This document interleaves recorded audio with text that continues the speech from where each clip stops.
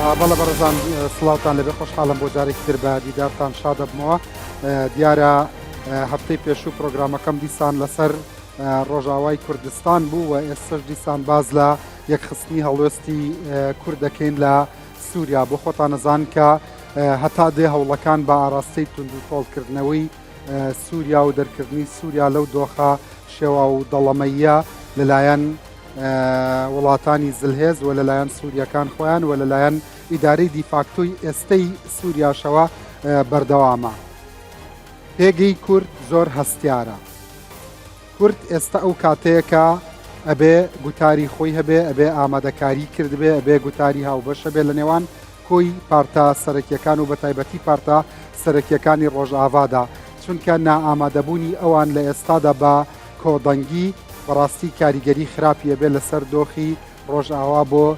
مەودایەکی زۆر دوور و درێژ. جا لێرە لەوێ ئێستا بەڕاستی چەند جارێک لەلایەن ژەنەڕاڵ مەزڵومەوە بانگەواز کرا بۆ گرنگی یەکخستنی دەنگی کوردان و هەروەها ئەم ڕۆژ لەلایەن هەولێرەوە سەرۆک بارزانی دیسان پێشوازی کرد لە گوتارەکەی ئەحمەد شەرعکە بە مرونەتەوە باسی لە گرنگی و پێداویستی بەشداریکردنی کورد کرد. و هەفتەی ڕابردووش لەم پرۆگرامەدا نوێنەری ئیدارەی خۆسەر لە سلێمانیە و لەگەڵم دابووتی لە نێوان هەسەدە و تورکیادا بە هەوڵێک هەیە بۆ دانووساندن و جۆرێک لە دانووساندن هەیە. بۆ خۆشتان نەزانند و بکەری سەرەکی لە ڕووداوەکانی سووریا بەڕاستی ئیسرائیل و تورکیان و تورکیا بەردەوام لە سەرزاری وەزیری دەرەوەی بۆ خۆتان نەزانن لە هەموو کۆبوونەوەکانی وەزیرانی عەرەب و لە هەر شوێنێکا کە مایکێکی پێگا بەڕاستی بە توندی قساکە و کۆمەڵێ مرجیان هەیە لەسەر هەسەدا و لەسەر کانتۆنات و لەسەر ئیدارەی خۆسەر و بەڕاستی دەرگای دانووساندنیشیان دانەخستووە بەڵام مرجیان هەیە. جا چەندە مەرجەکان قابلی جێبەجێکردنن ئەگەر جێبەجێ نەکرێ سەرنجام و دەرەنجامەکەی چییە بێ ئەمە لە گفتوگۆکەدا قسەی لەسەرەکەین و لایەنێکی تریش بەڕاستی دەم پارتیە کە ئەتوانێت چ ڕۆڵێک ببینێ لە بارسوکردنی ڕۆژئاوا و کوردانی ڕۆژئاوا و پارتە خەباتکارەکانی ڕۆژئاوا لەوێ دەر. و پرسیارێکی لەمەش گرنگتر ئەوەیە کە تا چەند ڕۆژئاوا توانێ ئەو پەرتەوازیەی کورد بکا بە ئامرازێکی لێک نزیککردنەوە، واتە لە یەک کاتا هەم دەمپارتی هەم قەندیل هەم هەولێر ئایا ئەتوانێت لەسەر سفرێک کۆ بکاتەوە؟ بۆ نا. وە خۆتان نەزانن بەڕاستی کۆمەڵێک هێزی زۆر تند ئاژۆ لە ناویانە ڕەمزەکان کە ئێستا تەمسیلی سیاسەتی سووریاکە ئەحمەد شەرعە لە هێزێکی جیهادی سەلەفی تونڕە و ئێستا هاتووە بانگەشەیەوە کە تەنانەت حکوومەتێکی ئەلمانیشی قوبوڵە. چ جای کوردەکان یەکتریان قوبوڵ نەبێت؟ هیوادارم بتوانم سەرنجتان ڕابکێشم، ئەمە پرسێکی گرنگە بەلای منەوە. جارێکی تر سوپاسە دەکەم، سوپاسی هەمووتانەکەم بۆ ئامادەبوونتان، بەڵام بەڕاستی لەبەر گرنگی سەرنجەکانی هەفتەی پێشووت سوپاسە دەکەم دیسان عەزێتم مایتەوە وەکو ڕووناکبیرێکی دیاری کورد کە پرسینەتەوەکەتت بۆ گرنگە. ئێستا قسە زۆر دەبیستیت، هەندێک لە قادە و هەندێک لە ڕە و هەندێک لە حیزبەکان و هەر یەکە و بەجیا گوتارەیە، هەر یەکە و بەجیا تەڕحەکە، هەر یەکە و بەجیا پرۆژە فڕێیە. ئەگەر هەموو ئەمانە یەک نەخرێت دروستکردنی ئەم گەپانە لە نێوان کووردا سبەینە قابلی ئیستسمارکردن نییە لەلایەن هێزە ئیقلیمیەکان و خودی دەسەڵاتی ئێستای سووریاشەوە؟ بەنای خۆی بەخشندە میهرەبان، بێگومانێ ما ئەگەر وەکو هێزی پەرشوبڵاو و حیزب و جیاواز بڕۆینە هەر شوێنە لە ڕۆژاوا بێ لێرە بێ لە ڕۆژاوا بێ وەکو حیزب مامەڵەمان لەگەڵاک سەرنجام هیچ واشمان دەست ناکەوێت. ئێمە ئەگەر هەشتاکانی ئەزمموی باشووری کوردستان بێنینە پێشایی خۆمانەوە، ڕژێم لە هەشتا گفتوگۆی لەگەڵ یەکێتی نیشتیمانی کوردستانە کرد، لە هەفتاکانە پەیوەندی کرد بە حیزبی سۆشیالیستی دیموکراتی کوردستانەوە، پەیوەندی کرد بەمە کردەوە. ئامانجی چی بوو لەم پەیوەندیانە؟ هێندەی تەقاندنەوەی ناکۆکیەکانی ناوخۆی ماڵی کوردستان بوو بە گومانکردنی حیزبەکان ئەم بەوی تر بڵێ جاش ئەو گومانکە لە ئینتیمای نیشتیمانی ئەو هیچ پەیوەندی بەوە نەبوو کە کوشتێکی دەستکەوە سەرنجام کورد هیچیشی دەست نەکەوت و حیزبەکان دەست بەتاڵ هاتنەوە. ئەو ڕۆژەی کە کورد بۆ نمونە ئێمە لە 2003 کاتێک کە کورد دەڕوخێ عفو کاتێک کە کورد هەڵەسێتەوە کاتێک کە ڕژێمە ڕوخێ یەکێ لەو شتانەی هەڵوێستی ئێرێ ڕزگارکردچی بوو یەک بوێری مامجلال بوو. مامجلال کاتێک لە سەفەرە گەڕایەوە کۆمەڵی شتێ لەلایەن ئەمریکەکانەوە بیستە بوو زانی دۆخی عراق بەم جۆرە نامێنێتەوە ئێمە لەبەردەم دەستکەوت و ئێستاحقاقێکی نیشتمانی و دەرفەتێکی نوێ هاین یەکسەر بڕیاریدا لە زاخۆوە لە کاتێکە پەیوەندیەکانی نێوان پارتی و یەکێتی زۆر خراپ بوو لە زاخۆوە هاتەوە یەکسەر لە لای کاک مەسعود دەعوەت بوو لەسەر ئەوە زۆر بەستەڵەکی توانەوە ئەگەر ئەو بوێرێ مامجلال نەبوویایە ئەگەر ئەو ئازاتی نەبوویایە ڕەنگە کورد کۆمەڵی دەرفەتی لە دەست بچوایە ئەگەر ئێمە بە تەواوەتی یەکگرتوو بووینایە ئێمە بە یەکگرتووی ڕۆیشتین قەیناکە دوو ئیدارەمانە بوو پارتی وێکێتی دوای ئەوە تێگەیشتنیان کرد دۆخی لە عێراق هەیە وەفدی هاوبەشان ڕۆشن بۆ ئەمریکا بۆ عێراق لای ئۆپۆزیسیۆن بەڵام خۆ ئەگەر ئێمە یەکگرتوو بووینایە لە ئیدارەیە خۆگەر لە پێشەوە ئێمە ئەو کێشانەمان نەبوویایە کوردستانێکی یەکگرتومان بوویایە ئێستا کەرکک بەو جۆرە نابوو ئێستا ناوچی جێناکۆکمان نابوو واتەمە مەسەلەی یەکجار حیاتە چ وێنەیە لە کورد نیشانەدەی وێنەی نەتەوەیەکی لێ نیشانەدەی وێنەی ناسیۆنالیزمێکی لێ نیشانەدەی وێنەی خەڵکێکی خاوەن قەزی لێ نیشانەدەی یا وێنەی کۆمەڵی خێڵ بە ناوی سیاسەتەوە لە بەرامبەر ئەم ئەوی تڕە تەکاتەوە ناتوانن هەستی هاوبەش ئامانجی هاوبەش ناسنامەی هاوبەش دیدگای هاوبەش تێگەشتی هاوبەش بەرنامەی هاوبەش چارەسەری هاوبەش وەڵامی ئەم پرسیارانە لای خۆت چییە نسبەت بە ڕۆژئاوا ئێمە نەتەوەی نیانەتەوە نین ئێمە بزوتنەوەی نەتەوەیەتیمان هەیە یانیمانە ئێمە خۆمان پێناساکەین وەک خاوەن قەزیە لە ڕۆژاوی کوردستان یان نایکەین ئەگەر خاوەن قەزیین ئەگەر بزوتنەوەی نەتەوەیەتی و ناسیۆنالیزممان هەیە ئەگەر نەتەوەین بیا بڵین گەلی ڕۆژ ئاوای سووریاین چکوم ئێمە بە هەموو پارچەکانم نەتەوە پێگەهێنین ئەبێ بە تێگەیشتنی هاوبەش بە وەسفی هاوبەش بە وەفدی هاوبەش ئێمە بڕۆین لە دیمەشق داوای مافەکانمان بکەین و هەموو سیناریۆکان تەرحکەین و ڕۆڵمان ئەگەر دابەچش کرد بۆ تەواوکردنی یەک بێ پێکەوە ڕۆڵەکان دابشکەین نەک ڕۆڵەکان دژ یەک بن ئەبێت تەری بڕۆن ئامانج دیار بێ ئامانجی هاوبەش ئەوەی ئەیبینی چییە دکتۆر ئێستا ئەوەی ئەیبینی چییە مەسەڵەن فیدراڵی دەبیستی ئیدارەی زاتی دەبیستی یعنی کۆمەڵە پەیامی جیان نابینیت ئێستا ئەگەر ئەمە یەک نەخرێ سبەینێ یەکێک داوای زۆر بکە و یەکێک داوای کەم بکە مەترسی ئەمە چییە؟ قوربانێکە لەو کێشانەی کە لە فەوزا و ڕێکنەخستنی هێزەکانەوە نەبوونی مەشروعێکی هاوبەش لە نێوان هێزەکانە چییە بێ فرەگوتاریە بێ فرەگوتاری چی دروستە بێ تێگەیشتن و تەشویش دروستە بێ و مەجال بۆ ئیستیغلالی بەرابەریش دروستە بێ من هەر ئەمڕۆ کۆمەڵی گوتارم گوێ لێ بوو نابێ بە هیچ جۆرە لێپسراوی کورد هەم لە جەماعەتی ئەنەکەسە هەم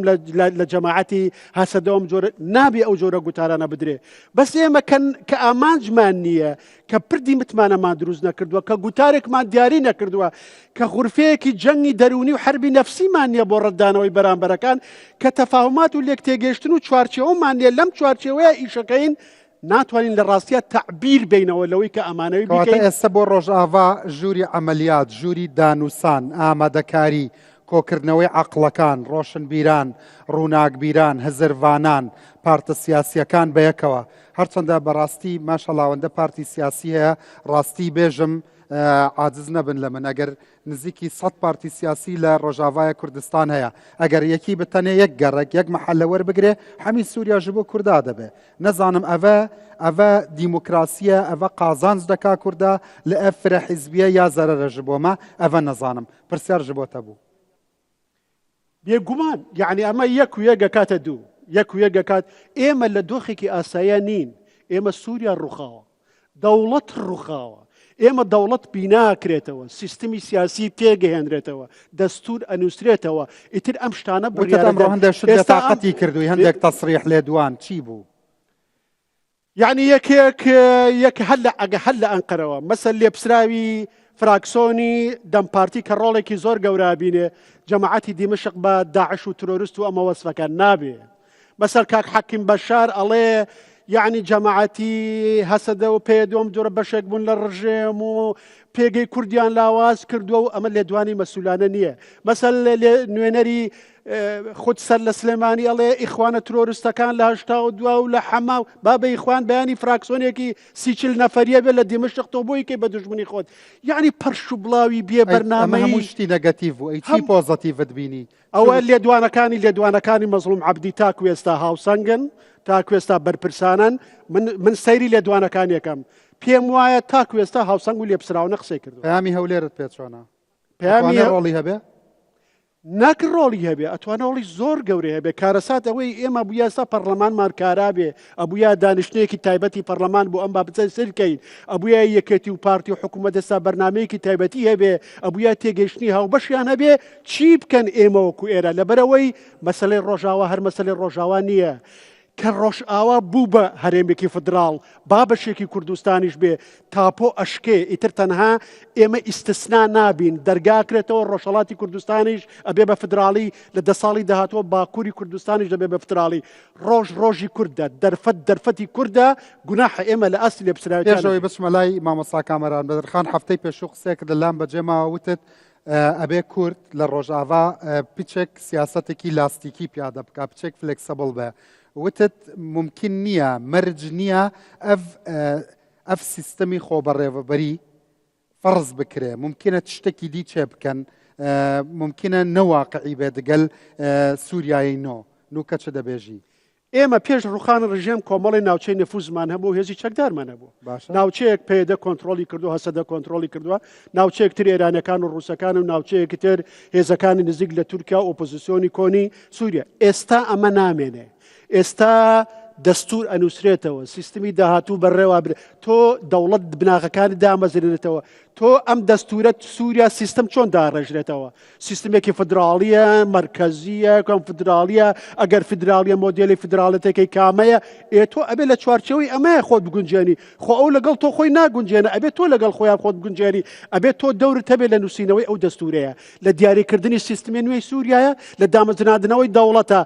بۆ ئەوەی دەوریشت هەبێ ئەبێ هەموو توانەکانت یەکخەی، لەبەرەوەی ئەگەر هەموو توانەکانی یەکخەی ئەنجاتوانی مۆرکردانی بەسەر و سیستمە سیاسی کە دروست حتا نوکەوەکی مامۆستا گوت هەست ناکەی خطابێ هەمی جیهەت بە تایبەتی وەژی لە ڤری خطابێکی حیزبیە، حتا نوکە حزب ئارمانجا، حتا نوکە پرۆگرامێکی نەتەوەیی هاوبەش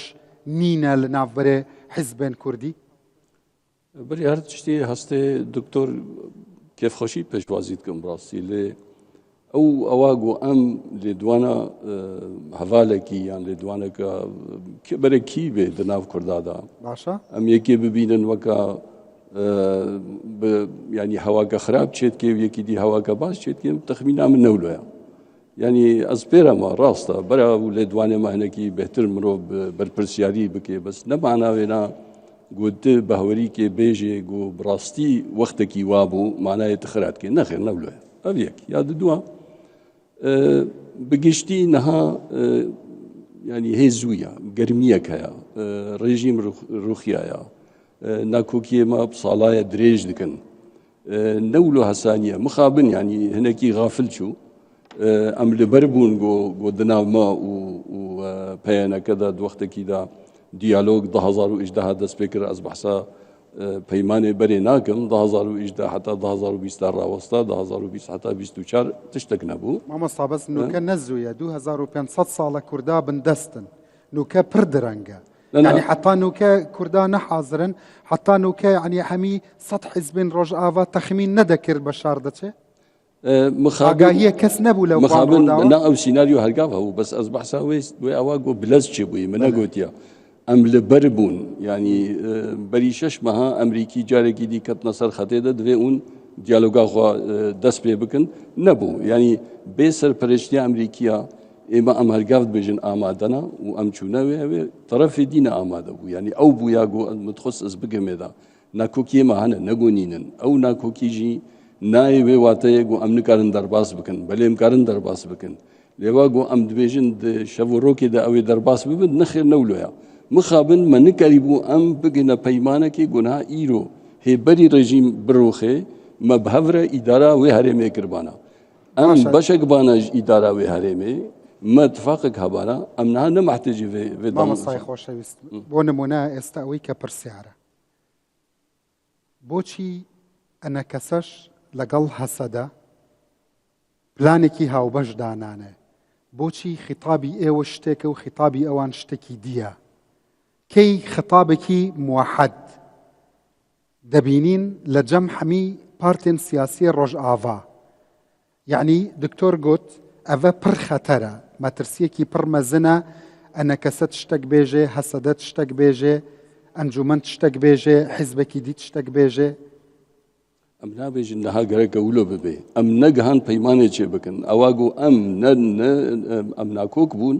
ڕاستیەکە و ریالیتەکە مەگەر ژەنەڕاڵ مەزڵۆم نابێژێ وەرن حەمیا بە هەڤڕا سیاسەتێک دابڕێژین نەبتەنێ داخوازیکەیە یعنی چیرۆک نە هەمە داخوازیەکە کەرەم کرد مەسەڵەن ئێمە مەگوتیە مە گەلێکی زەلال گوتیە بەس یەک تشتی بتەنێ بکەن و ساڵایەژی عەکسێ وێت کردن ئەم وەکە کوردستانە سووریا وەکە کوردێن ڕۆژئاوا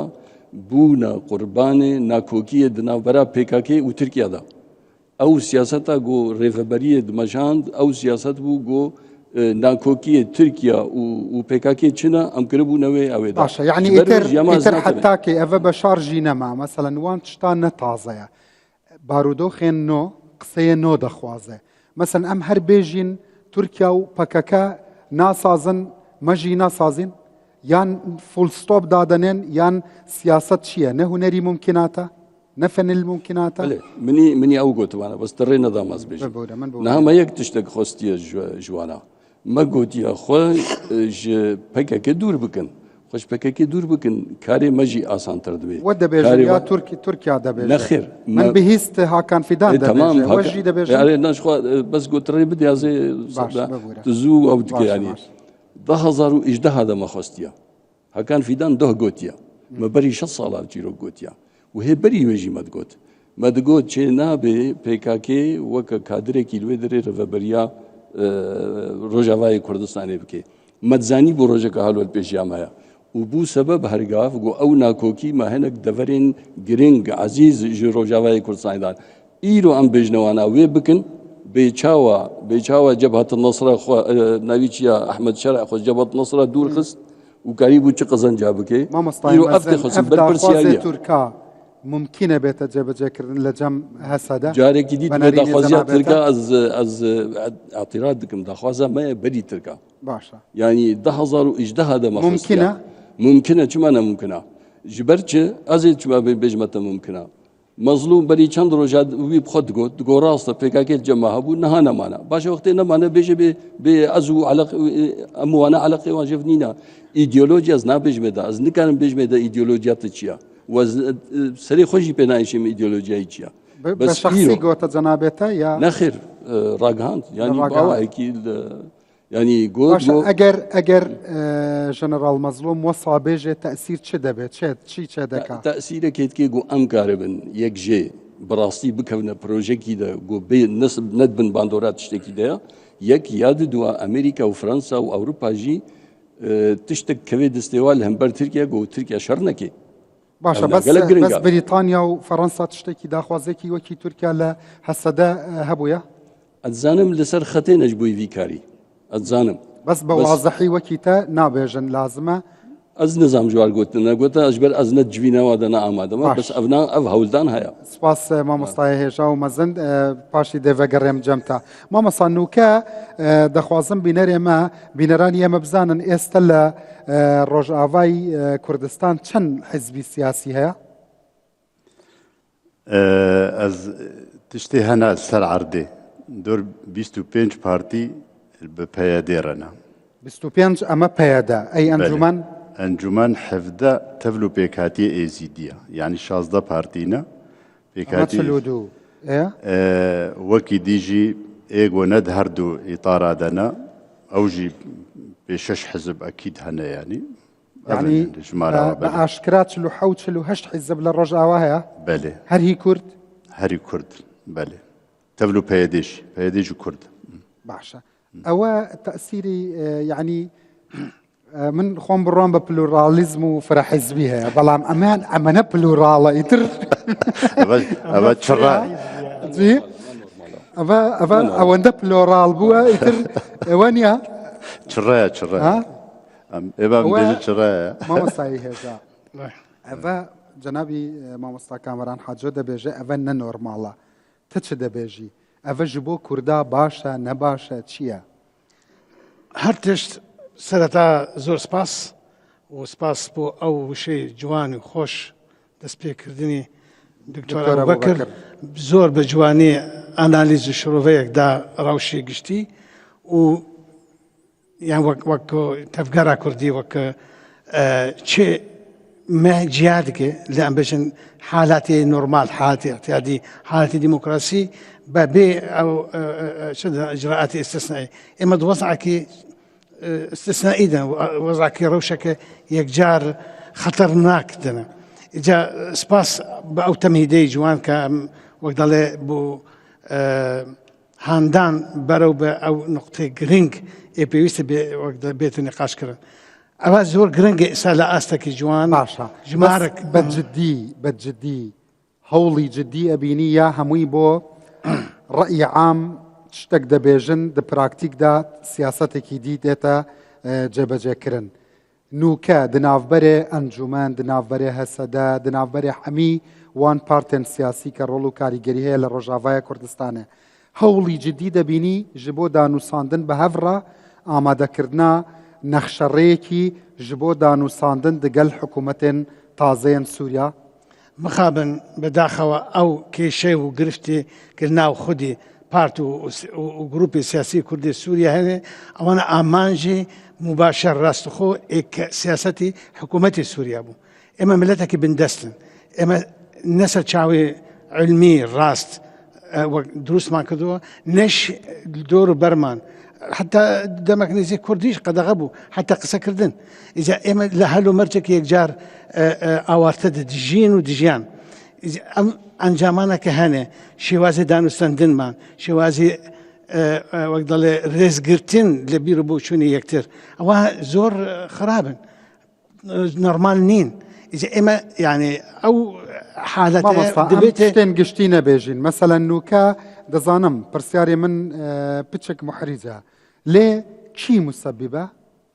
کووردا وەسا پەرش و بڵاون ئەمە ئەنجام بخۆ وەڵام دەدات ئەنجامێک و هەیە ئەو وەڵامە ئێمە دەتوانن زۆر ئەسبابە من نەزانم یعنی دوژمنی کوردایە مەسەلەن مامۆستا ئیبراهیم برۆ لە ئەنە کەسە دەبێژێ ئەم ئامادەین ji بۆ دانووساندن ژەنەڕاڵ مەزڵومژی دەبێژێ ئەم ئامادەین ji بۆ دانووساندن مامۆستا کامەرانژی دەبێژێ ئەم ئامادەین حتمما جەنابی تەژی هەر وەسا لە ئەنجومەن حەمیا دەبێژن ئەم ئامادەینە يعني چی مسببه که اف آمادهیه نایت جبجهکرن پاش اف ناور برسوه من بدی سپاسیات هدکم و بینرانی برز بینران هجا مامۆستا هۆزان ئەفرینی جی سەرۆکی ئەنجومەنی پەنابەرانی ڕۆژاوا لە هەرێمی کوردستان لە سلێمانی دگەلمێ پاشی اف ناور دەچمە جەم ویژی ئێستا دەگەڕێمەوە بینەرانی هێژا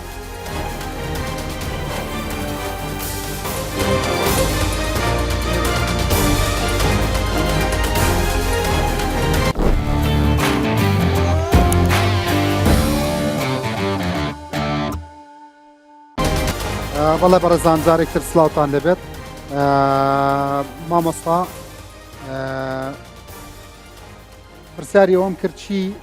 ڕێگرە هەمیا دەبێژن پارتێن سەرەکی هەمیا دەبێژن پڕ زەڕورە نوکە دانووساندن چێ ببێ ji بۆ دانانە نەخشەڕەیەک پلانێکی هاوبەش ئەvە بتەنێ ji بۆ ئیعلامە ji بۆ فریودانە ji بۆ چێکردنا وشیاریەکی ساختەیە وەعیەکی زائیفە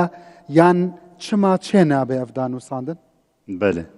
ینی بهتر دەبێژن و ناپێژن کورمانجی ولۆ دەبێژن دەبێژن و چێ ناکەن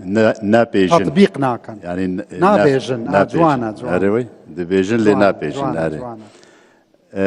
ئێمە دەبێژم ڕەوشا سووری کاکاکۆ دەستپێکە قەیرانە ینی کریزێ دەست پێ کرد ئیرادا سووریا کەتە دەستی دەولەتەدا نەمات دەستی سووریادا بە هەمە ئالیەخوا نە ڕژێم و نە ئۆپۆزیسیۆن و نە کەسێ دنیان ئانا ji بۆ ئەبدرێژ نەکەم چلۆ چیە بوو چاو ئەو بوو ینی نها ديار البرشعب هر كسك روشنبير وهر كسك تيدقهي وهر كسك تشوبيني ودلسوزي ملتي وكرد دبينن بي وسوريا دبينن بي شاوى افروش بتشرنجي اخراج بو يعني يكي جو مهاجي ني وعلى اساس لستات تيرولي وعلى اساس نابي كسلافي ليكي هات بو قائد سوريا وبدستوي بريارة دولتين دست درجية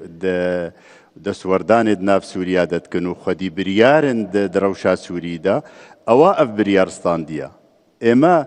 وقت أمتين الجارسريا كردي قضية كردي لسوري دقرن دفي أم بزانن چاوا گنجاو ببي بأريا و دولتا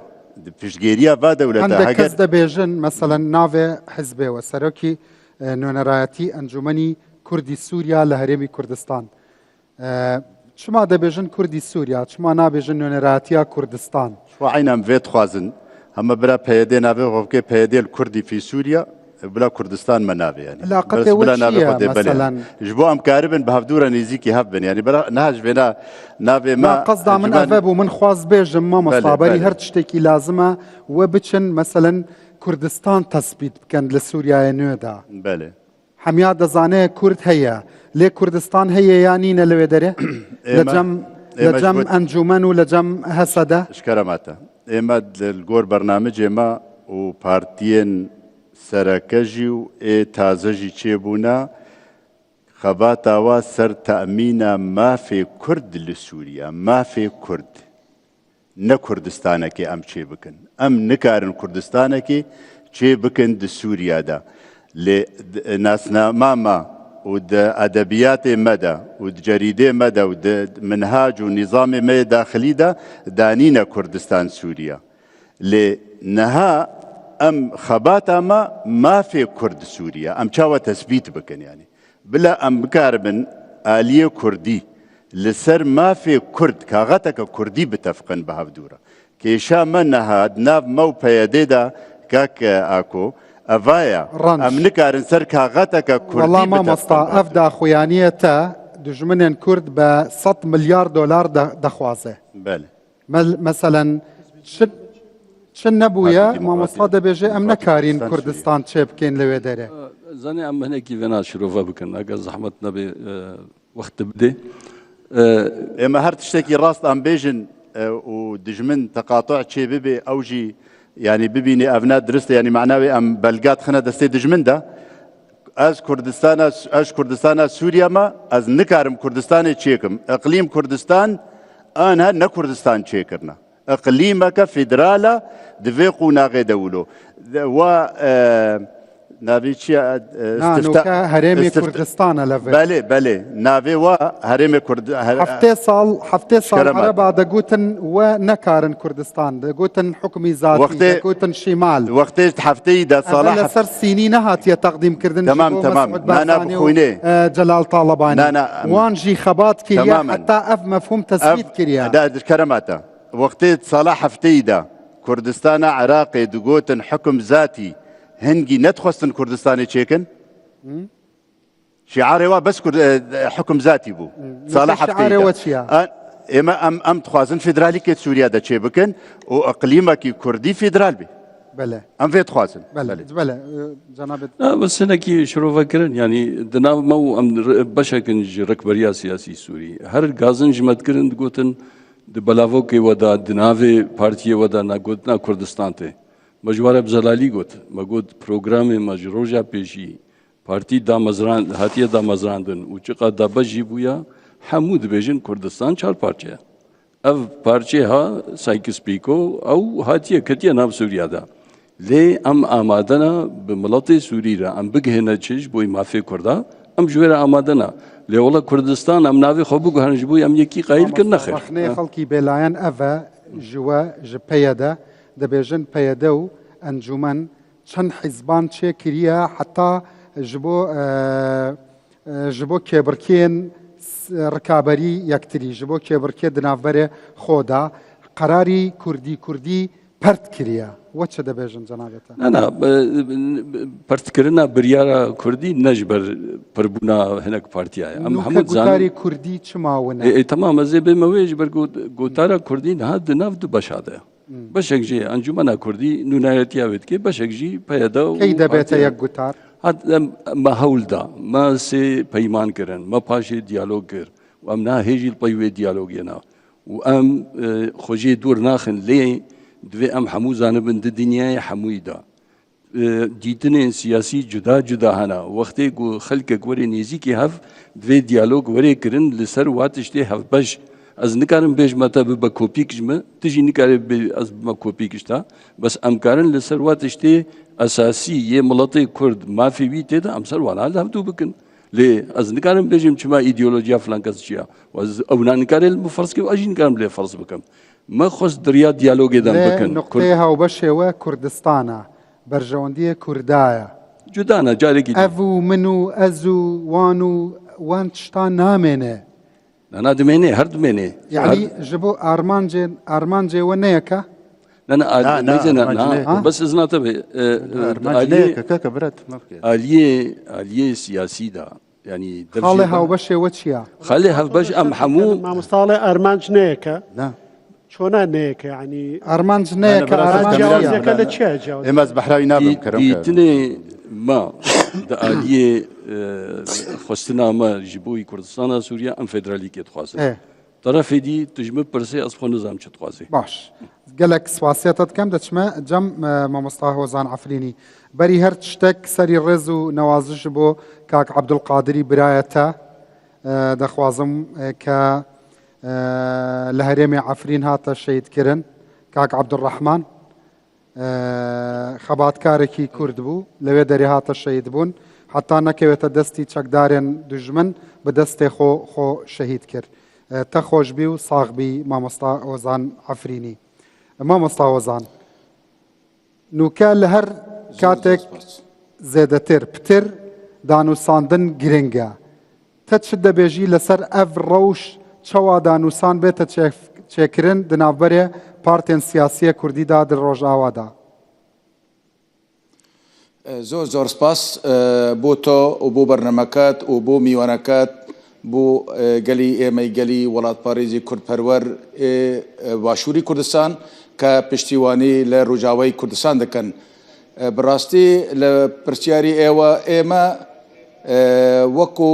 هەموو ڕەوشەمبیرێک وەکو ڕۆژنەمەنووسان وەکو پەنەبەرانی ڕووجاوای کوردستان ئێمە داوا ئەوەیە کە لە هەموو لایەنەکانی سیاسی خۆمان ئەکەن کە گوتاری خۆیان یەک بخەن و هیوەدارن کە بتوانبن بە یەک گوتار بە یەک هەڵوێست هەوڵ بدەن بەشداری دیداری تایبەتی بوو کێشەی کورد لە دیمەشق گوتوبێژ بکەن و هەروەها من دڵنیام ئەگەر برادرانی ئێمە هەردوو لە بە تایبەت ئەوەنەی کە لە ڕۆژاوای کوردستان ئەتوانن ڕۆڵیانکی باش ڕۆڵێکی باش ببینن وەکو برادرانی پەیەدا و برادرانی ئەنەکەسە ئەتوانن ڕۆڵێکی باش ببینن ئەگەر گوتاری خۆیان یەک بخەن و یەکخستنی گوتار واتە چی کاک Hozan تۆ پیاوێکی ڕۆشنبیری و سیاسەتوانی یەکخستنی گوتار واتە چی و چ شتێک چ داخوازیەک نوکە gelek واقعیە ji bo Kurda لە ڕۆژاوایە کوردستان بەڕاستی کاگەڕان بڕاستی ئەمڕۆ ڕۆژێک زۆر گرینگە و دەرفەتێکی زێرێنیە بۆ ڕۆژاوای کوردستان و بۆ هەموو لایەنەکان بە تایبەت لایەنەکانی خۆمانی سیاسی ئەتوانن دیالۆگ بکەن ئەتوانن لەگەڵ یەکتر دانیشن ئەتوانن تەنەزولجی بۆ یەکتر بکەن کێشە نییە زۆر جار هەیە لایەنەکانی کوردی لە باشووری کوردستانیش تەنەزول بۆ یەکتریان کردووە لە بەرامبەر ئەوەی کە بگەنن سێغەتێکی یەکڕێزی بگەن سێغەتێکی یەک گوتاری وەکو برێز مام جەلال و برێز مەسعود بەرزانی کە چۆن ئەو سیستەمە ئەتوانین جێبجێ بکەن و لە دەستوری عێراقیش مافی کورد بچەسپێنن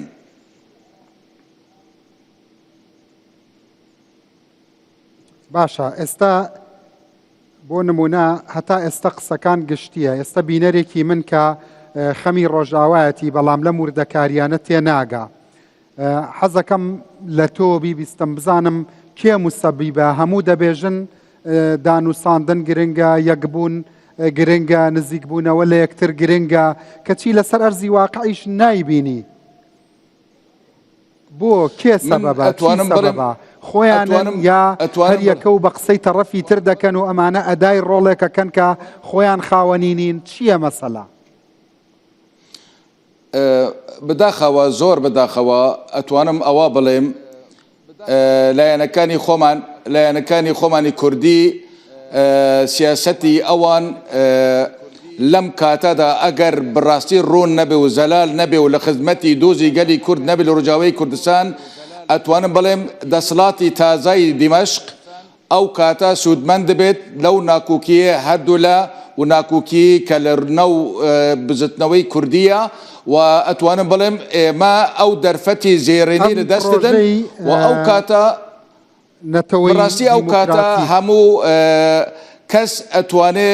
ئەوە ڕاستیەکان بڵێ ئەوەیشی چییە ڕاستیەکان مێژوو دیرۆک ڕەحمەت ناکێ لەم لایەنەی سیاسی خۆمان کە لە ڕۆژاوای کوردستانە هەموو لایەک چونکە ئەوان بڕاستی خاوەنی ئەمڕۆ خاوەنی هەڵوێستی خۆیان بن ئەتوانن کار بکەن ئەگەر خاوەنی هەڵوێستی بەرژوەندی تەکە حەزبی و تەسک ئەو کاتە مێژوو ڕەحمەت بۆیە ناکە و بڕاستی ئێمە هەموو شتێکی لەدەستدەن و ئێستش خەتەرێکی گەورە هەیە با بزان بن با کەس نالێ وەڵە ڕۆژاوای کوردستان تەواو بوو هەموو شتێک نەخێر ڕۆژاوای کوردستان لە قۆناغێکی زۆر گرنگ و زۆر هەستیاردایە ئەگەر ئێمە نەتوانبن کار هەندێک کەس دەبێژن خەتەری هەموو شتێکی لەدەستدەن باشە کاگۆزان خەتەری ئەم جارە لەسەر کورد داعشە هەدەشەیە یان کورد خۆیەتی کە بەیەکەوە ناسازێ و ناتەبایە و هەموو کەسێک ئەتوانێت لەو بۆشاییەوە بێتە ناو مێشکی کوردەوە و تەسیر لە قەراری سیاسی و ئیرادەیان بکات کامیانە کاکە ئێمن وەکو ڕاستیەک حەز دەکەم ئەوە بڵێم وەکو ڕۆژنامە نووسێکیە ئەتوانم بۆ چۆنی خۆم بڵێم ئێمە خەتای خۆمانە وەکو کورد وەکو لایەنەکانی کوردی ئێمە خەتای خۆمانە چومان چونکە ئێمە یەکڕێز نین بۆیە نایێرانی ئێمە خۆشحاڵ دەبن نایێرانی ئێمە ئەو دەرفەتە بۆ خۆیان بەکارهێنن بۆ ئەوەی زیاتر بتوانە بن ڕۆلی خۆیان لە پارچەبوونی لایەنەکانی کوردی ببینن ئێستا تەماشاکە لایەنەکانی کوردی هەر یەک لایەنی دیکە تاوانبار دەکات تا ئێستا نەمبینی هیچ لایەنێکی کوردی کە بڵێ خەتای خۆمانە خەتایی لایەنی خۆمانە ئێستا نا ئەنە کەسە نا پەیەدە نا لایەنی دیکە هیچ کەسێک تا ئێستا دان بە هەڵەکانی خۆی نەداوە دان بە غەڵەتی خۆی نەداون بە هیچ شێوەیەکی هەر کەس ئەڵێ من سەدی سەد باشم من دروستم ئەوەی دیکە هەڵایە ئەبێ ئەوەی دیکات بێتە بۆ لای من ئەوەی دیکە ئەڵێ بە ئەو بێن بۆ لای من یعنی کێشەی کورد لە سووریا من پرسیارێکم ئەو کێشەی کە بەڕێزۆزان ئافرینی من پرسیارێکم لە مامۆستا جەدعان کرد بێ ساحیبە یەک دەقا پرسیارێکم کرد آخر ئەبێ خۆ لە خۆ بکەن بە ساحب ئەگەر خەڵکی دی ساحبی کووردا بێت طبعا حاڵی کووردا هەروەسا دەبێ من پرسیارێکم لە مامۆستا جەدعان کرد لەسەر سەسپاندنی کوردستانی بوونی ڕۆژئاوا پەیەدەش خەریکی خەباتی دیموکراتیکە پەیەدەش وەکو ئەنەکەسە وەکو ئەنجومەن بە ئاشکرا و بە وازەحی باز لە کوردستان و جوگرافیای کوردستان و ئەوە ناکات وایە یان نا ئایا ئەم ڕەخنەیە بۆ هەردوو لا ڕاست نییە لە ئێستادا بەڵێ بەڵێ باە لە ڕاستیدا زانی چۆن لە ڕاستیدا هەردوو لە بەحسی کوردستان لە ڕاستەقینەی کوردستانی کە ئێمە لە دڵی خۆماندا ناکەن ئەمە ڕاستیکە ئەوان بوو نمونە ئەنە کەسە ئەوەش وەکو برادەرانی پەیەدە هەردوو برادەر ئەوان لە مەژارەی ڕاستی کوردستان دوورن دڵی ئەوەندا هەیە و بەحث دەکەن بەناو دەکەن بەناوشی دەکەن بەڵام ئایا لە ڕاستی پروژەی ئەواندا لەگەڵ ئۆپۆزیسیۆنی سووری قبول کراوە نەخێر ئۆپۆزیسیۆنی سووری ئاوا عفرین لە بەرچاوە تەماشای عفرین بکەن ئێستا برادرانی ئەنەکەسا لە عفرین لە دەسەڵاتی دووهەم دۆنە برێز عەبدولحەکیم بەشار لەوێ هەمیشە لەوێ نان دەخوێ دائنیشێ لەگەڵ ئۆپۆزیسیۆن لەگەڵ چەکدارەکان بەڵام ئەو شتی کە لە عفرین نەکرێت لە هەموو دنیا نەکراوە ئەو ئەنتیهاکات و ئەو پێشەلکاری و ئەو بنپێکردنی مافی مرۆڤ کە لە عفرین دەکرێت لە هەموو دنیا نەکراوە بەڵام برادرانی ئەنەکەسە نەتوانێت هیچ بکەن و بە هەر هەوا برادرانی پەیادەش بە هەمان شێوە ئەوانیش بە هەمان شێوە بێدەنگن ئەوش بە هەمان شێوە هەردوو لە وەکو یەکن با کەس خۆی لە ئەوەی دیکە باشتر نەبینێ خەتای هەردوو لای هەیە بۆیە ئەبێ هەردوو لە دانشن لەگەڵ یەکتر ئەبێ گوتاری خۆی یەک بخن ئەبێ گو ڕاستیەکەی کورد ئەساس بگرن باشە ئەگەر زەحمەتە نانە بشما مەسەوەزان ناکەم ئەمکارن بە ئەو پەیام هەیە ji بۆوە ئەڤژی کوردێکە چما ڕاستەخۆ لەویژی ناپڕ ناناز ینی ji بۆ نەبێ ناکوک نامنوی دەست نەولێت ئەز بۆ نەبێ دو طرف ینی نابێ نابێ کاکە احتیادیە ئەم چت خوازن وەک کورد دەبێژە پڕ احتیادیە کۆزان غەم ناکێ سەرچاوە ئەم وەکە کورد ji Şamê çi dixwazin keremkin em binivîsin çend nuqta em karin bitefqin bi hevdûra peyadê qebûl bike serçava keremkin bê em çi dixwazin em ji Şamê çi dixwazin weka باشە مامۆستا وەزان پرسیاری ئەوەم کرد بۆ خۆت ئاگاد لێیە بە فەرمی تورکیا باز لە دابڕینی هەسەداکات لە قەندیل و لە پەکەکە پێت وایە ئەم داخوازیە قابلی جێبەجێکردن بێت من وەکو کوردێکی ڕۆژاوای کوردستان ڕاستە جەنەڕاڵ مەزلوم دەڵێ چ پەیوەندیەک دنابەرێمە و پەکەکە دانینە نەژی بدەن کە با خۆیان کاکە با خۆیان جیا بکەن زۆر احتیادیە با ئەنەکەسێکی خۆی لە هەولێر و لە ئەنقەرە جیا بکێت هەر باشترە ئەگەر وا نەکەن هەردوو لەوە نەکەن ئێمە ئەچن یعنی هیچ بوونی ئێمە نابینێ جمهۆزان هەولێر و قەندیل وەکە بڕیاری سەربخۆ بێ یعنی بڕیاری کورد لە ڕۆژاوای کوردستان کاک جەدەعان بەڵە سەربخۆ بێ کاکە هەولێر ناوەند دەزانی هەولێر ئەتوانن کێشەی هەموو کورد چارەسەر بکێ هەولێر جێگەی ڕێزە جێگەی بڕیارە و جێگەی ڕێزگرتنە بەڵام ئێمە ئەبێل ناو خۆماندا بڕیاری خۆمان خۆمان بێ ئەنجا ئێمە بێن بۆ هەولێر سەرپەرشتی بکات و سلێمانیش سەرپەرشتی بکات کێشە نابێ بەس ئەوەی خۆمان با بڕیاری خۆمان سەربخۆ بێ لە ڕۆژاوای زانێر سۆرانی بشتاڵێ باشیان دەست خۆش فێڵی کاک جەدەعان گۆ زانێ سۆرانی بشتاڵێ سعات خۆشیانی باشە ئەس بێژم ئەم بێژن پەیادێ قبول کریە خۆ ببینێ پارتیکە پەکەکەیە سووری بەس تشتێکی سووری تێدا هەیە بەرنامجێوی تشتێکی کوردی سووری تێدا هەیە سەرسەرا و سەرچابە کەرەمکن ئەم سەر بتەف ئەوە بەرنامجێوا ji بۆ کوردی سووری ji بۆ کوردستانە سووریا ji بۆ فیدرالیاوە ji بۆ ئەv tiştê گۆچێکردنا ڕێڤەبەریاوانە بێکا چییە ji تایبەتمەندیە نەتەوا کورد li cem wa چییە چ dixwazin bê زانی من یەک شتت پێ بڵێم مامۆستا محەممەد جۆلانی کە ناوی ئەحمەد شەرع بوو خەریک بوو بۆمبی دانا ئەیتەقانەوە بە تانکەکانی ئەمریکادا ئەیوت هەر هەموو مامەڵەکردنێک لەگەڵیاندا کوفرە زۆر جیهادی بوو جمودی عەقائیدی هەبوو ئێستا ئامادەیە حکوومەتێکی ئەلمانی دروست بکات سەیریکە سەیری ئەم گۆڕانەکە تەنانەت بمبورە مامۆستامان تۆ شارەزای بەڵام لەوانەیە بڵم ئەمە بە نسبەت عەقیدەکەشیەوە گۆڕانەکە زۆر جار لە دیدی هەندێک باوەڕداری ترەوە قابلی قوبوڵ نییە کەچی کە ئێوە و پەیەدا یعنی لەسەر شاشەی تەلەڤیزۆنەتان بینم هەستەکەم زۆر دوورن هەستەکەم قەزەی هاوبەش لای کورد هەر نییە بۆ تەجروبەی باشوور ڕۆژگارێ خەڵکێک هەبوو وایە زانی قەت هەولێر و سلێمانی بە یەک ناگەن قەت قەڵاچوالان و بارزان بە یەک ناگەن بەڵام حکوومەتیشیان دروست کێمە هەردووە وەکە هەولێت کێ عالیە کوردیتیەوە تزڵمێت کێ ولۆ نابێ ولۆ ینی پەیادێ منظومە پەکەکێ ئەمە دیموقراتیە و براتیا گەلان خدای لە جەموە عاجزمە بە من شتێکی بێژم وەکی دەردەدارێک لە من قبول بکە نەک وەکی واعیزەکی من نەواعیزم وە مامۆستایە منن لێ لە جەموە ئەنە کەسە پیرۆسترە لە کوردستان دیارە لە جەموانژی پەیەدە پیرۆستر و مەزەنترە ئەگەر وەسانینە فەرم و ئەوە ڕەوش پڕ خراپە کووردا ئاوارەن وان گەنجا لە هەولێر لە ئەڵمانیا کە ناسی دەکەن قاپ دەشۆن دەربەدەر بوون بێکەسن پارەیەک کارەبانینە پارەیە خانوونینە وڵاتێک ئاوا بکەن چێ بکەن ji بۆوان بژیان بکەین فەرموو بەس تۆ زەکاتم بەرێ بە بڕای من بەشە لە مناقەشەیە ڕێک چیرۆکەکەی مەولانای ڕۆمیە کە هەندێک پارە بە کۆمەڵە خەڵک بوو یەکێوت دەبێ عینە بکڕین یەکێوت ئەنگورە کڕین و یەکێوت ترێ کڕین کەسیان لە کەسیان تێناگەشتن هەمووشان یەک ئامانجیانە بوو کە ئێوە بیکەن بەس لێک تێناگەیشت من دەرفەتی چاکت دەدەمێ بەس ئەمە یەکشت من تێناگەم تۆ تێم بگەێنە بۆ ئەنە کە ساتوانێ هاوپەیمانی لەگەڵ ئەو چەکدارانەیە بکە کە ئەفرینیان داگیر کردووە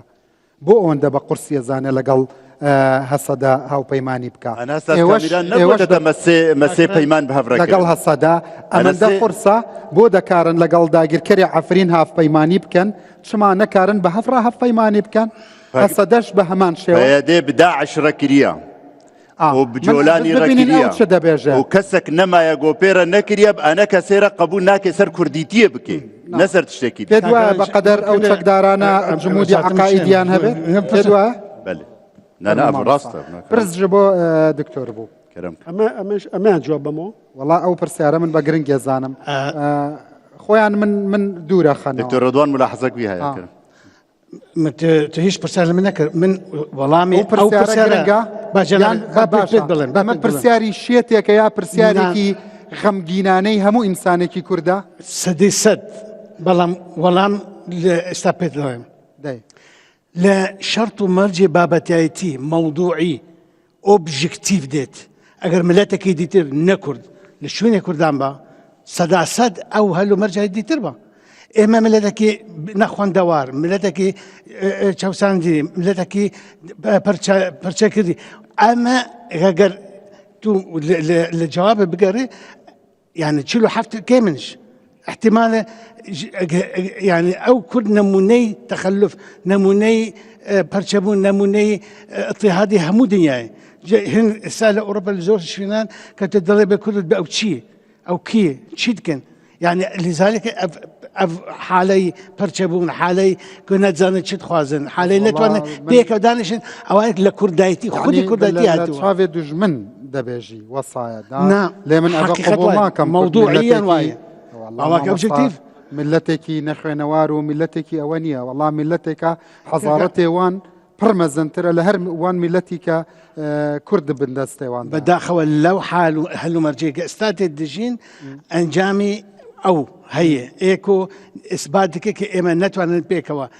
زۆر جار کەس دەڵێن ئەنگۆ یەکتر تێدگەهێن جارێک ئێمە لە رووسیا لە ریانۆڤەستی من و کابرایەکی عەفرینی پێکەوە چ دەڵێن سمینارمان کرد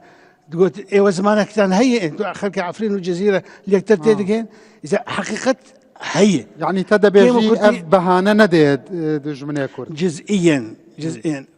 خلق او تشتي جوجيتي دك الناس تعمل ما هم قادرون على فعله لا ما يتمنونه اما نبخوز بدا خوازي وقدر خيالي دتواني انجامي خوازي بجيب كان والله انا وندد زانم للروج افا جنجي بر روشن فكر هيا چەند سەدان دکتۆر هەیە سەدان محلل دەبینم لەسەر هەمی قەناتێ دنیاە لێ حیزبێن کوردی لەوێ دەرێ وان ئەهمال کردە لە دەرسی کوردایەتی هەمیا وان ئەهمال کردە حیزب مەزنترە پیرۆسترە لە ڕۆژئاوا من وەسا دەبینم وەکی کوردەکی ئەگەر وەسانینە فەرموو بەرنامەیەک چێ بکەن دوای ئەم ناوبڕە ئیتر کاتی تۆیە زانم سەرنج زۆرە و داخیشە زۆرە بنەران هێژا ئێستا ئەگەڕێن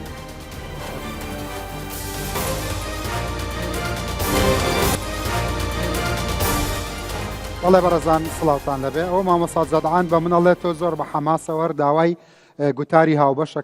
هاوبەشەکەی من کاغەزی سپی ئیمزا دەکەم سەر داخوازە کورد و کاغەتا کوردی بەلێ داخوازە کورد سووریا چییە ئەمێ بنویسە بێگو ئەزانم تە چ دانیە مافێ کورد داخوازێ کورد چنە شامێ ئەمێ چ بخوازن شان دەکە کوردی بۆ نەتەوا کورد ئەم لە سووریا چ دخوازن تە چ دێنێ ئەزی سەرتەوکە ji ber ku ئەنە کەسێ باشە داخوازێ ئەنە کەسە بە تەنیا یا دگەل هەسەدا نانا ئەی کورد بتەڤایی سووریا بتەڤایی بەلێ باشە بەس ئەڤە نەجێ ئیمزاکردە نانا جێ ئیمزاکردن بچۆ دگەل ژەنەڕاڵ مەزلوم دابنیشن بە هەڤڕا بە هەمی حیزبێن سیاسی بە ئەف سەد حیزب هەیە لەوێ دەرێ دگەل ئەف سەد حیزبە بە هەڤڕا کۆم بن بە هەڤڕا ئیمزا بکەن بە هەڤڕا ڕەشنووسێک حازر بکەن ji بۆ سبێ ji بۆ دانانا دەستوریە نوێ سووریا تە هەوڵی خۆدایە ji بۆ دەستور دەزانم بە هەڤڕا ئەف کار بکەن ئەڤە پڕ موهیمە مامۆستا چەند جیهەتێک هەیە ئێمە فەرامۆشمان کرد لە قسەکانمانە بەڕاستی ئەوان باسی قەندیلیان کرد ئایا دەمپارتیش تۆ خۆتەزانی دۆخی ناوخۆی تورکیا ژێستە پێویستی بە جۆرێک لە ڕاکێشانی سەرنجی کورد هەیە بۆ هەندێک پرسی ناوخۆی تورکیا ئەکەپا پێویستی بە دەمپارتی هەیە پێویستی بە کۆبەنگی هەندێک لایەن هەیە بۆ هەندێک پرسی هەستیاری پەیوەست بە ناو تورکیا دەمپارتی ئەتوانێت چ ڕۆڵێک ببینێت حەزەکەم بە وردی لەسەرەوە قسەم بۆ بکەیت جانەوەڵا پێشتر با بە وردی لەسەر ئەو شتانەی کێشە ئەسڵیەکان قسەم بکەین من دەمپارتی هەر زۆر بە کورتی لەبەرەوەی کە ئەکەپە و سەرۆکی تورکیا ئەیانەوێت دەستور بگۆڕن لەبەرەوەی کە ململانەیەکی سیاسی گەورە هەیە لە نێوان ئەوان و ئۆپۆزیسیۆنە مەترسی لە دەستدەرانی دەسەڵاتیان هەیە بۆیە ئەوان لە ڕاستیە بەبێ ئەوەی هیچ لەسەر کورد بکەوێ هیچ گرژێک دروست ببێ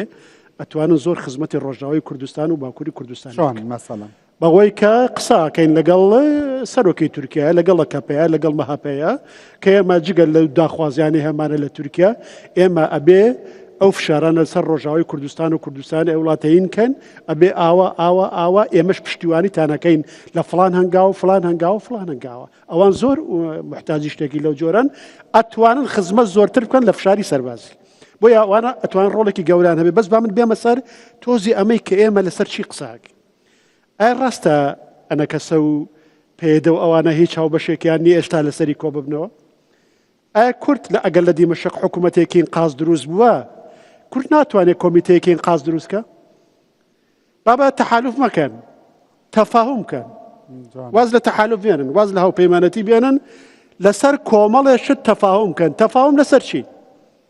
بەش ئێوە هیچ اختلافان هەیە لەسەرەوەی اعتراف بە زمانی کوردی بکرێت لە دەستوری نوێی تورکیایە باسە هیچ اعترافتان هەیە اعتراف بە هەویی کوردی بکرێ لە کوردستانی تورکیایە سووریا لە کوردستانی سووریا باسە اعتراضتان هەیە مەواتەنە متەساوی بێ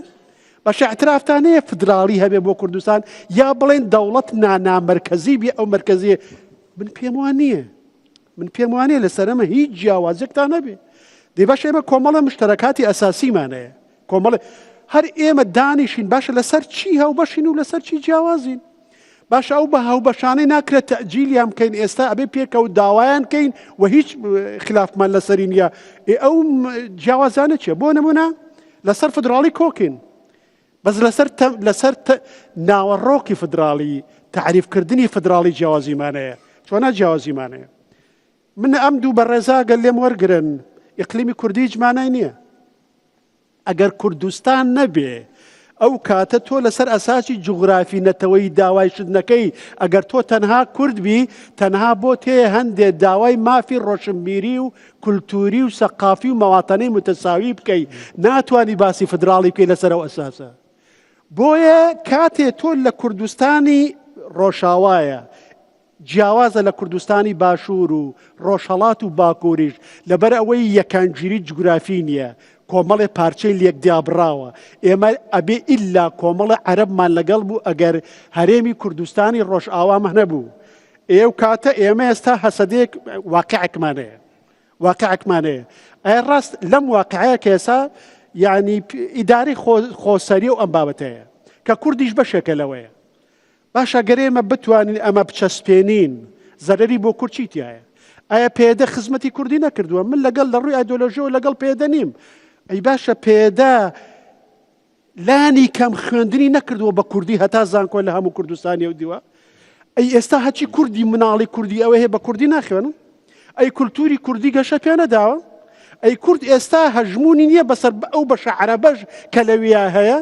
ئەی من کە زەرور بێ بۆی پارچەکانی کوردستانی ڕۆژ ئاوا بەیەکەوە ئیلا ئەبێ کۆمەڵی عەرەبم لەگەڵا بێ وەلەو ڕوانگەشە خۆم قاعید بم خۆم تەئسیرم هەبێ زمانم پارێزراوە بێ کولتورم پارێزراوە بێ بۆچی نەین جیاوازیمان لەسەر چی هەیە لەم لاوە ئێ باشە ئەو کاتە تەفاومێژ باشە ناوی نانین ئیقلیمی باکووری و ڕۆژهەڵاتی سووریا قەیچیە کە هەوڵە دەین ناوی بنین ئیقلیمی کوردستان و باکووری ڕۆژهەڵاتی سووریا ئەوە ژەهێڵینەوە و کوردستانەکەش خێری ناو تەفسیرەکەین بۆ ئەمەش ئێمە هیچ کەم ناکاتەوە ئەگەر کەرکک بگەڕێتەوە باشووری جوای لێ عەرەبی تێدا پەلەمەکە بینە دەرەوە لە قۆناغی پێش ڕژیم بۆ نمونە ئێمە ئازادین مەسەل هەدەپە و ئەوانە یا ئەف و پێدە و ئەوانە یا بڵین ئیداری خۆسەری هەندی ئازادی وشتی زەوت کردووە هەندێک جار نەهێشتوە ئاڵای کوردستانی کە ئەم شتانە نامێنێ لەبەرەوی لە دەوڵەتێکی سووریا تازایژین ئەو دەستورەی هەتا ئەبێ بگونجێ لەگەڵ دەستوری نوێیە ئەبێ ئەنجومەنی ئەگەر بوو بە فدراڵی ئەبێ ئەنجومەنی یاسادانن یا پەرلەمانی فدراڵێتەکە ڕەنی ئاڵاکەت بۆ دیارەکە ناوەڕۆکی ئاڵاکە ئەبێ ڕێککەوی لەسەری ئەبێ بیکەی بە قانون ئەمە نەما هێزەکانی هەسەدە نامێنن هەپەگە نامێنن تەواو دەوڵەتێکی ناوەندی دروستە بێ نانە ڕۆژ نامێنێ ئەمانە هیچ وەڵا ڕۆژ ناچێتەوە ئەچێتەوە ئەوە کە دەوڵەتێکی ناوەندی دروست بوو هێزی چەکدار بەدەست دەوڵەتەوە بێ هێدی دەوڵات بەدەست دەوڵەتەوە بێ قەندیل نامێنێ بەکردەوە بە قانون نامێنێ چکومە هەر هێزێ درێژکراوەی دەرەوەی سنوورەکانی خۆی بێ قانون و سیریە قەدەغەیەکە بە هێزێکی نیشتیمانی ناکرێ و ئێستا ئەرکی قەندیلە لە ڕاستیە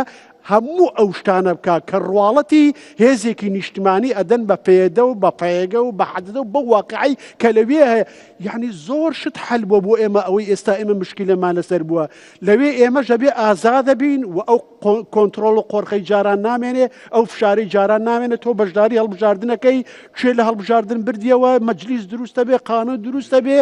ئێ باشە بوو ئەمانە ئێمە هەموو لە بەرچاو نەگرین زۆر کار ئاسانی کراوە زۆر بربەست نامێنێ بۆ ناکۆکن من باوەڵام یە و پرسیارەش بەمەوە لەبەر سێ چوار شن ناکۆکن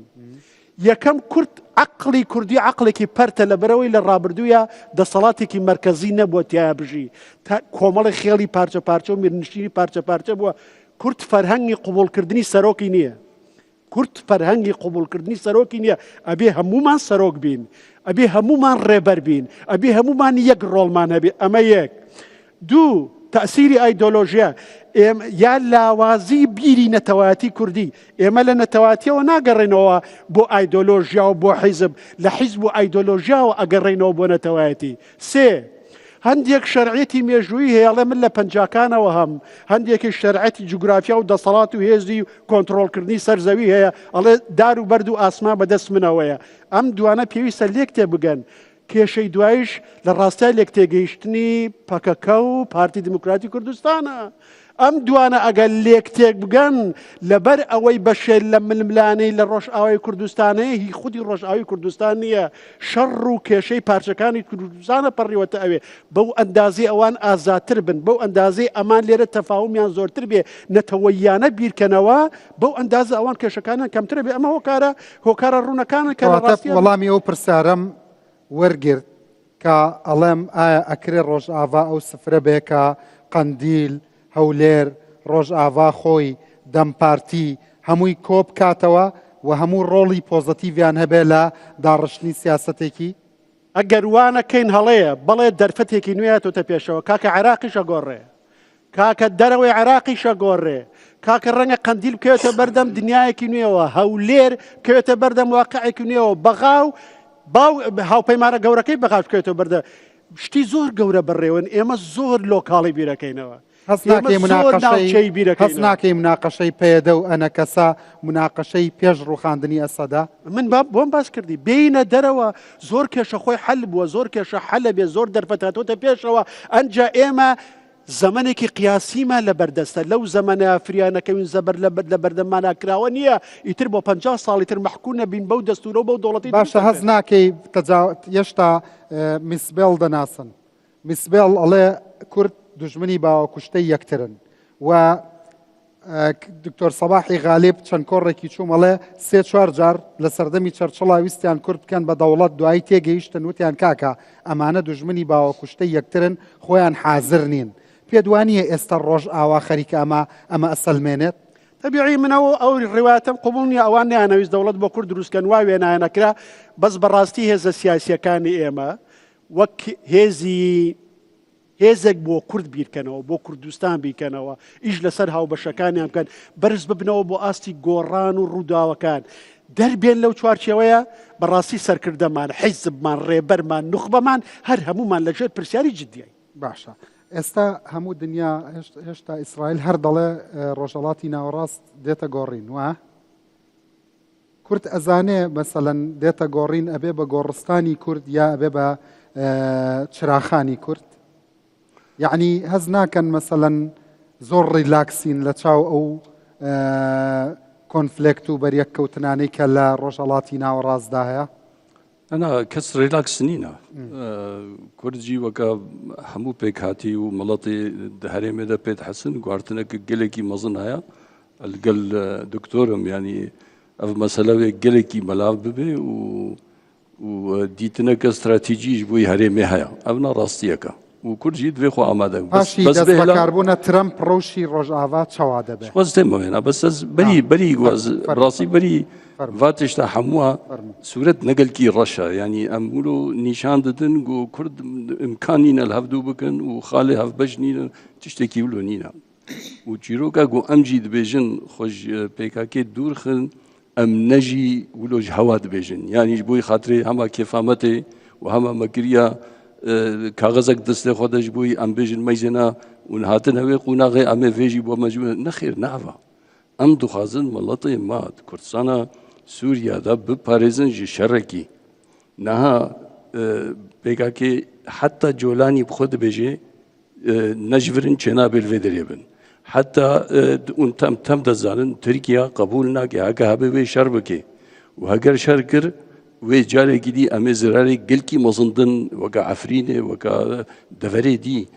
اول چیروکا گون بجن نگو یعنی که فهمته همه اولا کا پیکاکی اون رابنج ویده در کن کا پیدا اونو وانا خوشم و ادیسات بجم ام تجاره نا بجن تکلیه وی ایدئولوژی سیاسی فلان بفن چلو من بره بمن نشغله مایا ام نکان تشکیل کسی فرض بکن بس نها في كيلي برزيارية ديروكي دستوي طرفي ديدا بس في مسألة بيك بيني أموي هنجتي راكن جبوي إريشكا جقداري عربي مركزة شامي بي تركيا بي كاكي بي أموي هنجتي راكن أفبر برزيارية بنا ام خوش وینا بدنا عليكي وامولو چیروکی گریدن کاتشوا ام سر فدراليه لفدكن يان ناكن يان ام نكان سر زمان هبدو چیروک نبلو يا رونشت اساسا 2011 حتى 2020 ديتنا كمي سياسي هف باش هي دنام وبينا كذا يعني مشكله كولو اوي نينا ام كاغزك نينا ام بهرنا شامي كاغزك يجبوي مهرنا شامي ام كان درونشنا كده صافي بكن بس اف نابي كسجيج مبخوازي بيجي دوي تهري بكوي نافيري بريدا افري بري تشاوا بي بشغيريا وي تشبي تيكليه وي تشبن هرك بكوا وردا بيجو برسياريا خوي يا ملطي خط هلجري جنابي او بري ليك تيجشنو تفاهمي كلقل هسدهتانا بهاو بشي بو للرابردو داهتان بو استا ناتوان زندوي بكنوا كاري زندوي اساسي ترين شت دناف مشكله افريقيا فتنداتشيا وي كاغزي دينور از نبح حسابيتكم كنجي لازم بو ما يبن لازم ما يكنو تشكن از بحثات تشتكي لازم دكم ام خطره لسر هري ما خو هلينن كي بهاف رادت دمشق ودا خواز دكن يا ودا خوازن ودا عود بكن نا ام دبيجن هاجر اف داخياني جاليه مظلوم بيج اليه پیدا به درکوی بیجن امو و پیکاکی جلدو صبح میچ نشامه. نه احمد شرع قلت سوريا ببي كردان چه نابه. بله. أفا وكي دعوتك جبوه بهف رادتنا دمشق يا أنك سبب جدادة هسه دجيبة جدادة. أزهنا كيف بيجم يعني أم قال كي دلزين أم كذب نزانه وأحمد شرع مني نامني أم نزانن دناف هي التحريشم باشا ربنا قال نوكا سياسة معاملة دقل واقع از دقلم صبا ميشن نوكا أمريكا دبيجي هيا ودلي خوش ما كان بيجنيا من يلا نابي بسرو كومارج من قلت يا از نوي اويدكم بس قصدا ما او لزا عجيب وهاجا صبا امنت شو شامي معناه هنا دنيا بروفاجي دبي نخير بلا دنا ما ورخي ديدا ديالوج هبه دانوستان دنا به مهفدو قانع بكن ام وقت فيد بيجن ام نجبوي طرفك بوج بكن نخير ام دبيجن بس جبوي برسيارتي ريخستنا يا جو تدسبيك دا جوتي ام نوك ريخستن فكرا ام زنات به ام نجبوي انا كسا بسربخن يعني جي بيجن ميزنا ام راسبون ام نجبوي ويد بيجن ام ويد بيجن داملطي كرد كردستان سوريا دا جي شركي بباريزن هجا شرك بو هنجي امو بيدو وملاطي محمود تكدجي نوكا هيا نوكا نينا بس ام دبيجن جان افتا مثلا برايه وزان عفريني خو كشت حتى نكي تدست تشكدارن عفرينه مثلا شر هيا بلا مردانا من بيت هيا محاولة بلا مردانا كوباني هيا بلي بس بلي اوتش هيا تشيا بنجهوي تشيا بنجهوي جو تركيا بيجي بيكاكيل ورهي قيمه مناي امريكا بخور ديدا امريكا وروسا رينا دايدو بكفنا عفرينه ريداني بكفنا عفرينه شما ما مصلحه يعني دوام باتش تاع بيجن يعني وداو بر خيرايا بر سريعه تدزاني دسبيك دا هجوم هاتا دمشق بشار رفيا امريكا قد احمد شرع تيروريستا باشي قد اما ملد قلبي دكين ببين اخلاقي سياسي وبرخوردي ويتشوا لو كنا بيجي تيروريستا روسيا باشك شكريا لهر كومبونكي دو وزيري عرب وزيري تركيا لو يدري هي بتني كرد غايبه بتني كرد بهفرا شردكن بتني كرد ورقيه هاو بجنينا افا حقيقه لمن عاجز ما بن لا ما عاجز نابنا تو بخوتش دري من رأيها منا مهمة برسيارة من مهمة كاك رنج أجر مجال هي برسيارة من قريبا لروي سوسيولوجي لروي كومالناسي هر خطابك إعلامي به سياسي به سدبي يعني بوت ناوروك دسني شامبك سي 4% كي ضله صاحبي أو خطابك كي شي ضله نوعي ناخذي بو كي ضله تا شكاتي ضله يعني بردوام تكي يانش كاتي يعني بردوام هي ولا تشندر دلي يعني او شو او همو زمان ومكان او سنه يعني رنجي خدي هنا لسه نوعي خطاب اما كدلين تشيلو حزب كردي هنا يعني استا مثلا كانت زور شدان اوزان بفرنسي يعني ملحه بو يكتر ببين ام نتوانن لبر بيشتر كارجر هاتي كدن كاتب من كرد نمعنا من كيما كرداتي نقشي بو اگر اما تصليحنا اگر روشنبير مان اگر مفكرين مان اگر سياسة مدار مان لسر او خالي شدرين دوش بريد نامد كردكن ايش نكن امي بردام ببين انجام شاشي وغلطي اخوة ما مصا كرداتي نخوشينيا لي كرداتي زحمتا لي راكردن لينا مرديا ننخوشيا كرداتي ننخوشي بلام نخوشيا كردايتيه نوك نخوشيا عروبيزم يعني ام بيجن فرانسيزم يعني اوروبيزم حر ملتك او مش قال مساله ايديولوجي همو خطابي وقت تعبيري داخوزي بشوكي لشيء عندك او جداهيش داواندي وقت ما قلت نوعيات اوي كسي قدله وبيش حزك بدس بخينه يعني بو تشدله بو تشدله وكو ما مستايك الراجاندن وكو روشن فكرك شد بيجيا حسدا شد بيجيا انا كسا وكي كسكي لنافبري واندا نم يالي نلا ينجري جبو بيدا نبو انا كسا وكي كردكي شد بيجي زور جان او فرساره اما شكات او برسالة دكن استا طبعا درنگ زور درنگ چند ايش مان كردوا بيشتر لسر او كيشانا چند او كساني وقت دكتور ابو بكر بيان كساني لكردستاني من تفاؤلكي جنابي ما مصطفى كامران حاجوم بيغرنگا الله ايش مان كردوا لايحيها وبشيش مان هيا اما دكاري مان كردبو بو دانوساندن لقل حكومتي بيشوي سوريا دا ايشان كردوا او نيه للصفرة ودس بابكن لا يعني او كاتي بيويست بو چارە سەرکردنی او كيشانا دي كاتي خوده ئێمە زۆر دەرەنگ ئێستا ئەو کێشانە باز دەکەن و هیچ کەسێک شتێکی کۆنکرێت لە بەردەستی نییە لەسەر ڕاوەستێ یعنی ئێستا اجتیهاداتن من وا دەڵێم تو وا دەڵێ هەرێکە بشێ بەڵام ئێمە ئەو کێشانە کێشەیە یەکگرتنی کوردی لە ساڵی هەفتەکان هێشتا جانابێ بەرزانی نەمر ئەو سەرۆکی دو پارتیان هێنا چەپ و ڕاست گوتی وەرن لێرە بچەکەن ئاساس ئەنو خلافیان شخصی بوو زیاتر حقیقەتەن جواب بوو بەڵام ئێستا خلافی شخصی بڕوا ناکەم هەبێ زیاتر فکرینێ زیاتر وەکو هەموو ئەواڵان گوتن ئێمە پێویستە کات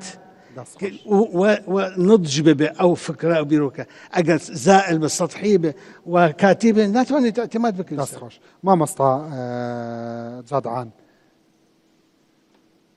ممکنە ئەف ڕێنینە سیاسی کە بە هەڤڕا وە دگەل هەسەدە لەسەری ڕێکەوتنە بکەنە ئەساس جارێکی دی؟ بەێ ڕێکەفتن بەرێت سێ ڕێکەفتن مەرچێ بوونە یا سەرەکەژی یا دهۆکەیە وەختەی جارە 2019 لەفزی ڤڕین و گەنگەشەکردن ئان دیالۆگ دەست پێکردن ڕێکەفتنە دهۆکێکردنە بنگه و ئەساس ژوێ دەست پێ بکەن ئەو 4 خاڵ 5 خاڵی سەرەکە ئێگۆل بە هەڤرە لەفکردنە سەروێنە ئەن هەژی ئەم کارن ئەم ڕێکەوتنە 2020 دەبێژی؟ نا 2020 ئاوا کرد 19 بوو 2019 ئاوا کردن سەریا 2014 دهۆکێ اتفاقا دهۆکێ ڕێکەوتنە دهۆکێ چێ بووی مەگوتیە ئەم قبول دکن واژی گۆ ئەم قبول دکن بنگه بەرە ئەو بێ يعني نحن أم 2022 بو اتفاق على الرؤية السياسية ركفتن لسر 19 بو بله 2019 بو رؤية سياسية خلاص كرن اتفاق سر كرن روشة سوري بتوائي ويتشاوبي حتى بو إيروجي زندية واقعية تمشك إجا نها رجيم هاتا رجيم نما عقلية بيدي بمرة تشتكي دي فكرة ويدا حتاني نها بازار بمرض كي انه او دستلاتا وزنداني ويهنا وهفالي من الجموية زنداني دنا بوي سروي اساسي وي فكري وي باوريه بمرض ديو دستيني قبول ناكي بمرض بديو دستيني بس بحصا رابردي بكن بلا خوش رابردو بك رابردو يقول بشي بيس شرينا وخوشتي تدا تمام بحصا آينده بكن وما خسر قباس آينده مهمة جوان جبوي تا وجبوي جنجاي حاضر وجبو تماشفاني هيجا وجبو بيدي ام دبيجن ام آمادنا وك انجمانا كردي لسر كاغتك كردي داخوازي كرد جنا ام لسر بتفقن وشان دكي تشيكن وهرنا شامي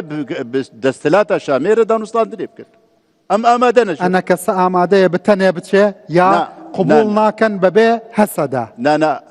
نشام قبولناكي ام قبولناكن ام دبيجن حتى درفتها يا عفرين باشا من دبيجن سبي احمد شرع بيجا تفرقة بخاطبيني وا امناكن بيجي انا كسا بتني ورنا شامي بزانم تشد خوازن ببيها السدا انا كسا قبول دكا بتشت شامي حتى فرصتك صديق هيا ام بهفرة بكن ام بتني ناش باشا قسيكي باشا ابد هسدا بنرينا جنابة مامستا قبول دكا مامستا كامران هسدا بتني بتشت شامي يا بتني افدم دچه كدقل هسدا بهفرة بچن نا حتى نها هولداني واجي يك راستي بيجي او جي دبيجن كام بهفرة هرن بس وكم قلتي او مرجي مي بالتني هيا او مرج بيك وري ام صبدتشن يعني ما تشتك نقول يا مثلا كاغزي وتشتي هفبش ونا راحت تخمينا مدا ايه ما ام نكارن بكفنا بروجيكي وكا سروي دجي وت امرنا اليكي گو هیجی برنگ کیتی ته مشاندن او رنگ دوی راوسته دوی او فشار و خطر و او سر ملت ما د کردستان سوریا در راوسته اگر ابنا نراوسته نکارن تشتکی بهره او بکن اوا جوهری اگر سبه جنرال مظلوم کوبانه تلفون تبکات وکی اندامکی مکتبی سیاسی پارتی دموکراتی کردستانی سوریا بیجه من داخواست کردیه بانگواز کردیه جبو حمی آلین سیاسی روجاوا ورن بهفرا ام نقشه نو جبو آینده کردات چه بکن چه دبیجیوی؟ از این دیزاینی تجربه بشم. استا أنا كسشتي رسميان هي برانبرو بانجوازي مظلوم عبدي شتي رسمي تاع فرميجي بحاله دراج عندنا ما دراج عندنا تا قوتيا ومجوارة جي ريكيديا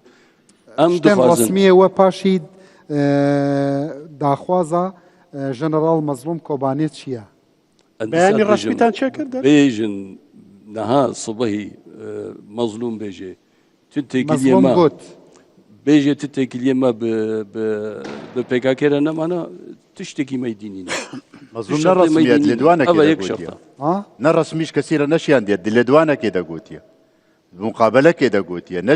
نەفەرمی فەرەنسی و ئەمریکی نامەدە چنووت ئێمە کەرم کە مامۆستا خۆ بە کوردی داخەوێ یعنی وە مەزلوم فام ناکەن یعنی لازمە یەک بێژێتەوە ناوێوەیە نامە بۆ بشێنە وەژی بەرسڤێوی بدەن بە ڕسمی دەبانگەشەیەدا بە ڕسمی بێژن بە ڕسمی کاک مەسعود ئەمڕۆ پێشوازی کرد لە هەندێک لە دوانی ئەحمەد ئیرۆ کاک مەسعود سەرۆک مەسعود بارزانی گوت ئەvە داخوازێکی باشە ئەم پێشوازی دەکەین هیڤی دەکەین بارێ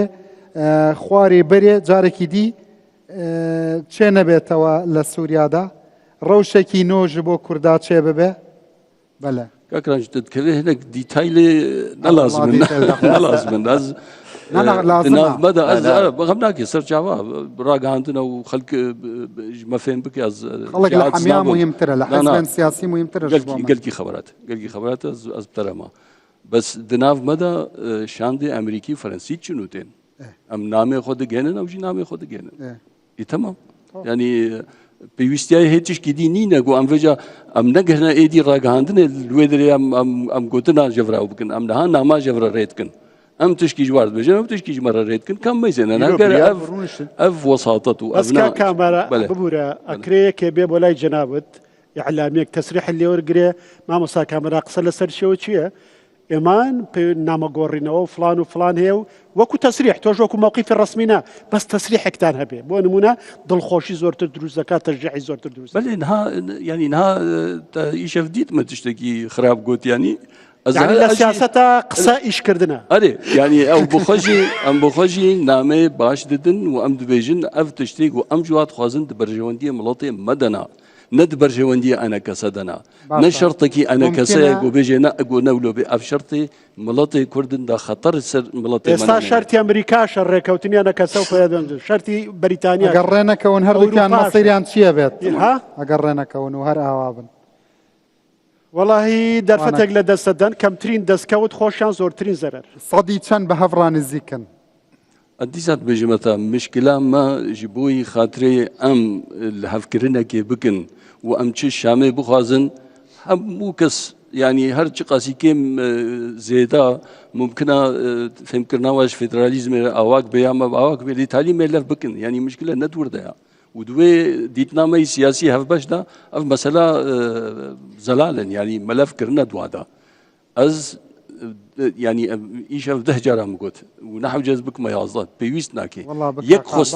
يك خستنا كمان جاران بيجا تشتن تفاعل دروس يك خستنا يفاري فد بيجم بس إعلان بكن أم دوري بيكا مثلا ما بس أف إعلان أم جوات خوازن جيش زيادتر يدي حمود ديتايلي بتشوكن أميل هفدو بكن أمي كاربن بكن تشتكي بس في إعلاني بكن هنجي هم أمريكا هم فرنسا كاغزك دستواد تشيد بيلهم بر تركيا هم بالنسبة ما إيدي أمتزانن دچن بهزكي كردي سوريا رضا مستان دكن نبهزكي ديرا فرسكي كم أفدا خوازية خورسك دا خوازية تايبتي ويا يا جهة دي قوتيا لازم وصابجن ديسا مش إيفاري فقوت دهزر وإجدها فما قوتيا أمنا لهيفيا وقت تكرم كري هاكان فيدان لدوحة قوتيا أمنا أون ما بري هاكان فيدان بشا صلاة قوتيا أف خستنا مايا أف أم ديتنا كمي أوي هايا وأم كردي سوريا باندور المنابع ممكن أفدا خوازيوا من عفو بك من قصدا من تشير لينا أفدا خوازية وها كان فيدان ممكنة بتقبل كردن لجم هسده من مورينا هذا بس قبول من قصدا من تشير لينا بس قبول لكم يعني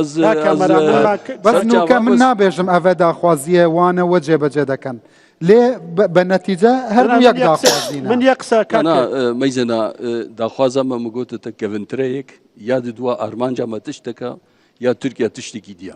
أرمان جامع أم كردي سوريا بي باندور تهزكي دي وأم نبنا قربانا سياستا هزكي كردستاني دورك دي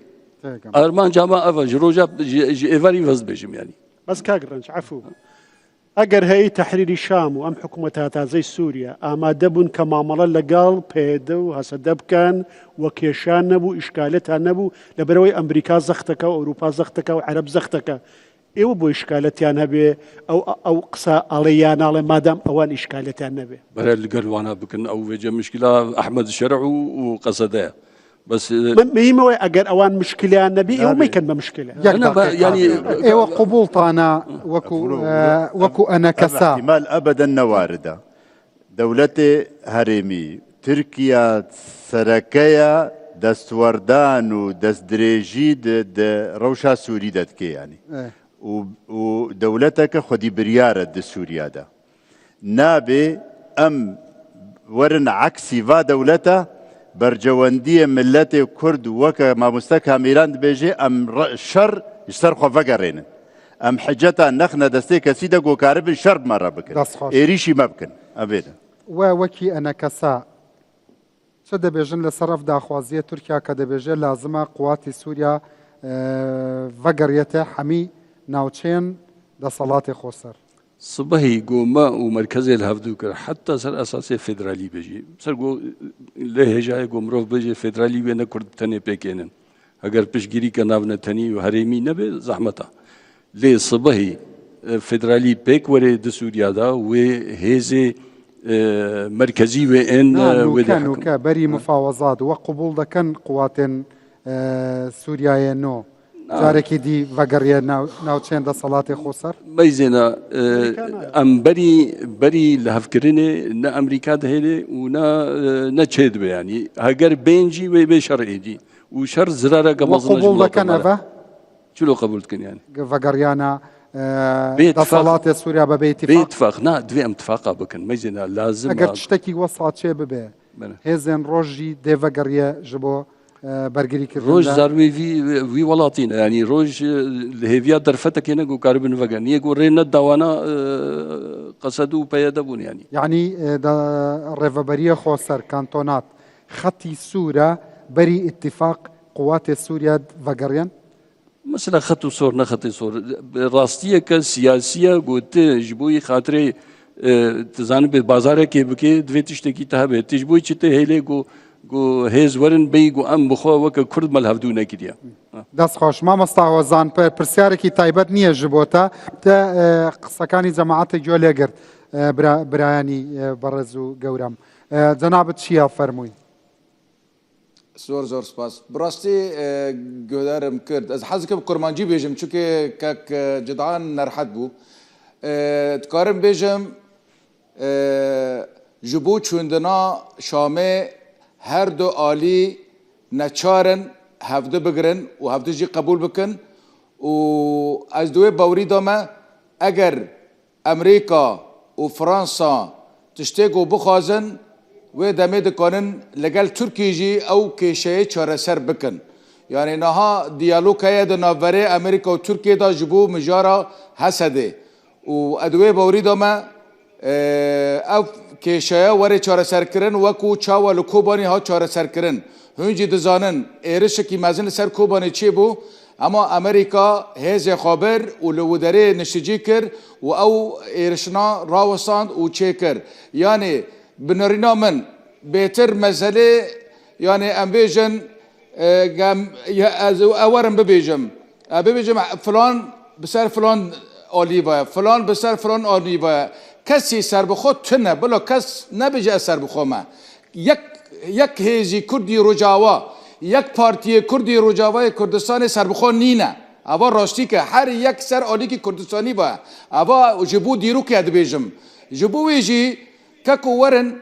ام لفده بکن ورن ام گداری افده بکن ورن ام دلی به ملتی راحت بکن ام دلی به ملتی خوش بکن ام دلی دوستن ام خوش بکن هفده بگرن و او کاغذی سپیگو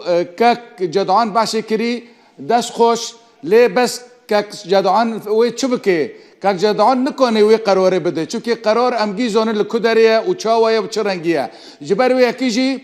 از بیویمه پارتیا دموکراتا کردستان ای عراق و پارتیا کارکر کردستان ابنا لهفده بکن جبوگ و ام بکواربن راستی ناس بکن اگر اونا لهفده نکن باور بکه یک کرد روجاوای کردستان عالیین اساسی نکارن تبریارا بدن اول راستی که جبرو یکیجی پارتیین مزن ای کردستانی دبیگو لهف روینن و دبیگو بریار رسر روشا روجاوای کردستانی بدن یکی تیجی دناف دا و پارتیین دنی باشور کردستانی او جی دکانن دناف دا تشتی ببیجن و کسین وکو برز ابو بکر قال لك تشتين راستقينا قوت انجمانا كردي كاري برياري بستيني وانا كاري برياري بستيني بتنا خو بيجو الكسيجي فقري جبر بنقها وينا برجواندية ملتي كرد لسوريا كرمك قالك سباس دراستی دا بلا مرد راستی ببیجه بلا مرد راستی دا بیجه هن جی نکانن تقاوی بابیجن و پیاده جی نکانن تقاوی بابیجه هن نکانن جبرگو بریار نه ایوایا نه پیاده و نه ایوایا بلا راستی ببیجن جبوی بلا مرا راستی ببیجه بانگی من جه هولیر رایا هولیر دکانه وی چاره سر بکه هولیر دکانه هول بده و برز سروک برزانی دکانه تدخل کی بکه و وی کشه آرام بکه و وی کشه جی چاره سر بکه اوار راشيكا وبانغا ما بانغا ما فايا دقل ما با سباس دقل من بمانا دبيجي برز سروك بارزاني دكاري رولكي برمزن ببينه والله برز سروك برزاني سيري كفتن بسرپرشتیا وینا و برونشتنا وینا ما بهفره توقيع كريا چونه درباسي ويالي آوه بونه بن پیکر فجاميري سروك برزاني تشتي جهاتي كريا وبالبشتي كريا وبشتغيري كريا دعمة بيدي كريا أنا كسي بهتر بحمها وي ساعتها وي خوش يعني بس والله أمريكا وفرنسا توانن يوريك فخن جالية مافا جالية مافا بلي جو جديد أمريكا وفرنسا دكارن بله جو جديبن وضغطي البيادي بكن بس او سالفه مساله جو استاذ كاميرات امريكا وفرنسا دتوان لبرويكا هرش لهردوك تانا كان ايوا باشتي يغناغرن الا بزختك لا او اعتبار دك لا او اعتبار اولا بلا خجو ام قال لك يكور ناچم بيادي جدوف منظومه بكاكي اعتبار دك بارتي دجمنويه افيك آد دوا هبونا أمريكانا الهرمي باراستنا أو حمايتها هبونا بيدي وقصدها هزوي چكدار يعني تناس كتشلوش برولو أد بيجم أمريكا كاري أمر ليبك حمياد زانين تركيا حساسيتي وي بقنديل تشيا ليه حساسيتي وبقنديل تشيا وكينا كسا إما يك جملة بلي بريزا قوبونا دستلات جدوف قنديل وكا فكرو وايديولوجيا قنديل دبيني بيشلو دفري ما خراكر تشتكي باش دفري مدى نكر دستلاتا خدا افوج 2012 دستلاتا حتى روجائيرو خرابون بخرابون حمتش خراكر لي قنديل جي دبيجي اگر امن بوينا حمي كتشو كوري كورد وكي كارا كوربا حمي دهاتنا سربرين واجي وصاد بيجن او زور سباس او نراس دبيجن بلا فرمو وان وا دبيجن بلا فرمو جناب خانم نظام دنگی من بلا دنگها ایوار باش جوارا قالك يسفاسيو هجيو دكم حمو دكم از بخاب نافي عفرين وملتي عفرين نزهات ما دخاسم دنكم جبو ام هيفيدارن هجر ان شاء الله من روجاكي ونشين شامي اجتماع كي تشيبو بعيدا عن السياسة تماما أم دخازم بس جبو ملتي عفرين ضمانات هذه جبو حق ملتي فقري انتهاكاتي اي العفرين شي دبي جبو معتقلينو جناكم تري حبسي صدنايا حمو انتهاكات من توسيخ كري قالك يزور ظلمة هي العفرين إيستلف أم دخازن لجناكي تحقيق دولي تشابي جبو حركسي دستيخة إجرامي العفرين دا تشابية بقدم المحاكم دولي كمجرمين حرب نا بس اوكي اي ديام بس ام دخازن اقليات وكيزدي وتعرضنا لحرشكي وزماني كردي وحقوق تعليمي ثقافي جبو ملاتي عفرين هذه داس خوش سباس فرمو مايك بكير فرمو مامستا سپاس بو وی کمبنی و في مناقشه براسي گرنگه همو کس داوایک بونا کردی دکه آیا طرفك هي قبولناك هيك بونا كردي وبو همو خلقي كرد دياره يعني سي جاران بيك هاتن بآليكاري وبسرپرشتيا سروك برزاني وك هولير يك هولير دود دهوك بيك هاتن لوقتكي بيك هاتان يبون كاتي گريانا روجاوي كردستان او كاغذا بيك هاتن داينا آلياكي اري مشكلة لچه يعني مشكلة لطرفي أنجمانه نخير وقتي تبيك هاتي جيشتي أو منطقة خو وتو نكر تمام نكر بيك هاتنا يعني مشكلة ديار اللي شيء داره والله هالصدى لفرنينا حتما أنا كصدى بيجي حميس سوتشي هالصدى حتما برسف وصعدة به لهي فيدا كم روجكي أزدقل جنرال مظلوم جي هف فيفين شاب كم فرمو مامۆستا بەڵێ مامۆستا بەس یەک تیبینیم هەیە لەگەر دوو پرسیارم هەیە تیبینەکە ئەوەیە ماشەڵڵا دکتۆرە ئەبوبەکر 50 پرسیارمان اختصار کرد بەڕاستی لە وەزعی مە لەمە باشتر دەزانی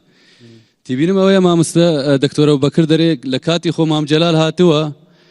لە گۆتی لە زاخۆ حتا نازانخانقی عیلاجی کرد بە یەک دانیشتنی ئەمە کوردی سووریا بەداخەوە مخابن ئەو شەخسیەی کاریزمی وكو مام جلال تنازلي ندك لو شيعي حمو كو جناب سروك برزاني تنازلي ندك لو بريمري او شخصيه قائد شخصيه كاريزمي لنا كردي سوريا ما ندرس نبوي اويا برسياره كما اويا جنابي او بريزانا دكتور ومام سجد عام دكتور دوا او دوازه سيزه صار روشا سوري وشورشا سوري ده سبيكر زررمند مزن كرداكر دوني احمد شرع دناف ريزا تيروري دبو افرو حاكمي سورياي حاضرن خلقك هي حاضرش جوهرتنيره اما كردي سوريا ويا ازدر وجا شر ما زياده تربيه شر ما وناكوكي ما وبهيفيه ما زياده تربيه هيفيك ما هي يعني بري بشار بتشي حساسيته كردا بهفرا كم تربو هيفيه ما باش تربون ابي ازدر وج هيفيه ما كيم تربيه هيفيه كي از خوازمش دكتور كامبيران بدا من وكي جنجكي كور بنارين تشما هر وقت كي درفتك بو كرتشا دبه دجماتينا فري كردا مزنتر دبه جبر مصالحي الشخصي دناف كرد هي كسك هي ناخوازي برجوندي خوي الشخصي لسر يا قشتي بسركب بس از برسيارة خود اخر درفتي برسف بعها به قالك سباس مامستا فرمو چه بيجي ازي بس داخوازي كش دكتور كاميران كش بر صدا صد سبا دكتور كاميران هجر چونك بو شامي چيبو ويحاضر به ام كرد نوكا بس ساعتك دو ساعات ام بحث دكن وقشري ام دبيجن ما في كردا بوچ ام خو لشامي بچوجك دكن چما ام دي ما في كرد چما ام نابيجن ام نتوكن چناب حكومتا انتقالي حكومتا انه يا سوري بكر چناب بيجه جناب سروك برزانيش بريمر جو وا از وگرم هوليره پیشمرگه خطا سوره از داخوازی هم اوه کرد بیشن میرانی فرج خیری سبه دکتور کامیران بیشه دکتور کامیران بیشه فهم دکات شده بیشی دکتور کامیران بیشه امی وا بچن بس چناب سوریانو به کرد نماوی من زمانک و آلاکه به کرد چناب دولتا کرد سوری آواب سپاس فرمو ما مستعبن في سالة جمخو بله برايمن دست خوش سروک ببونی اما گلی کردی روجاوا هم زودا چاولری افریقیانه اف در فتحی هیرو هات ام کتنا قناع کنو هیرو ما في مال روجاوا اگر امنا الهاف نیاک دست بن به پال پشتی هفدن نکن اف جمر قناع مانو نمانه هر کسی که سیاسمدار خود دیبینه خمخوری گلی کرد پارتی سیاسی انا کسا قصد اف هیرو کانو ما في کردان ده دستور سوریا دا ناسنما گلی کرد زمان گلی کرد کانه بچسبینن از هیویدارم گام کرد به یک دنگ یک دست بچسبینن وان خوشکا کسی که پیوکی هیا بدا اف ما مستاله بخيراتي ما مستعصر من قالك سباستكم صافي تمام بفرمو دهني احمد شرع دو تشتي بالكيش بحثي كرن يك جو وقتي بحثا ائتلافها تكرن جو ائتلاف تاني لسفارات أوروبية ديجرهي وبالتالي داخ ياكن وكأنه شرعيتا وينانينا أو يك يا دو يمجي وقتها بحثا دستوري هاتكرن جو أم هناك خبير أم كنت كنج بوي دانينا دستورة سوري يا دهاتو أو دزعني باش لجنك دستوري هيا يك ود ائتلاف دا بكهاتين سوري جي هندنا وادا كردين انجمانا نشتمانية كردية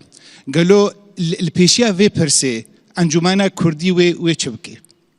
دست خوش فرمو پرسن دوماهی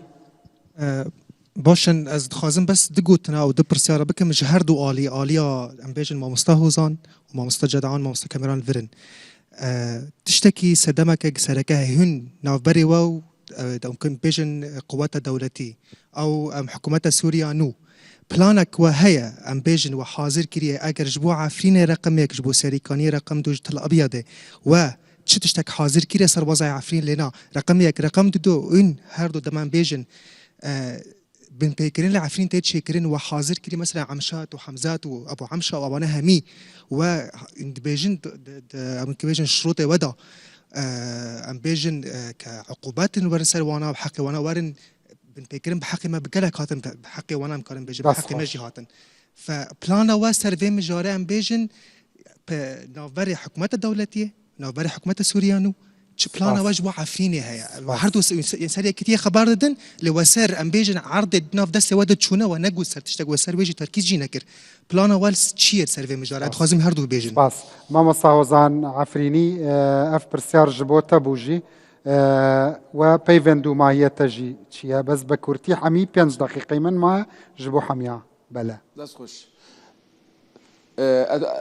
با اذكارم با تشتي بيجم نا انا كسي ونجي بياده ونجي تالي كردي جبو عفرين تشت بروجي خاطننا وتو بروجي جي نكرنا واتكارم بيجم حتى نها جبو حكمتا نجي كسي تش بروجي بيشكش نكريه تاني احمد شارع اشكرا كركو او دكاري عفرينيه وغاريني جي خو هر ابا بس وكو دن اذكارم بيجم تالين كردي يعني أمدتا عفرين بيا فلسطين أحمد شرع هي بكردانية إيفيتا نخير آلين كردي نينا بلا آلين كردي نكر تشتكي ديجي من بري روجكي بريس كونفرانسك دي جبو وزيراني عرب عراق أردن وتركيا جي حميا دقوتن إسرائيل هاتية جولانة كسكي ندقوت تركيا هاتية عفرينة بله جبرقو جبوتا رازينا جي رازينا سرسرية من ما مستعفرين هي فيدا كم بروغرام ديدا كاتي بتربدمتا سرسرية من سباس حتى سليماني رزوش سلاف جبو جنابتا ما مستع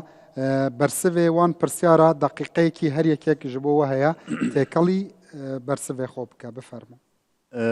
وضع عفريني بجارة سرد بي بهاتنا جوهرتنا نول مظن لسوريا تشيبو دستلات روخا بشار ودستلات كنو هات سوريا كنو تشيد بي أفي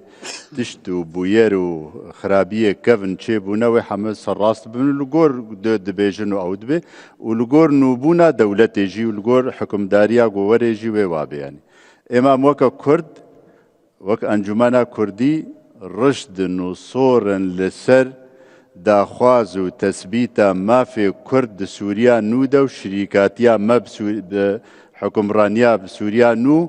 وما في مد دستورا نو سوري دا تثبيت ببن أفا يعني جواب نهائي وقت عربي سياركي كرد برايتو براي جنابت وكو سروكي نراتين جماني كردي سوريا لهريمي كردستان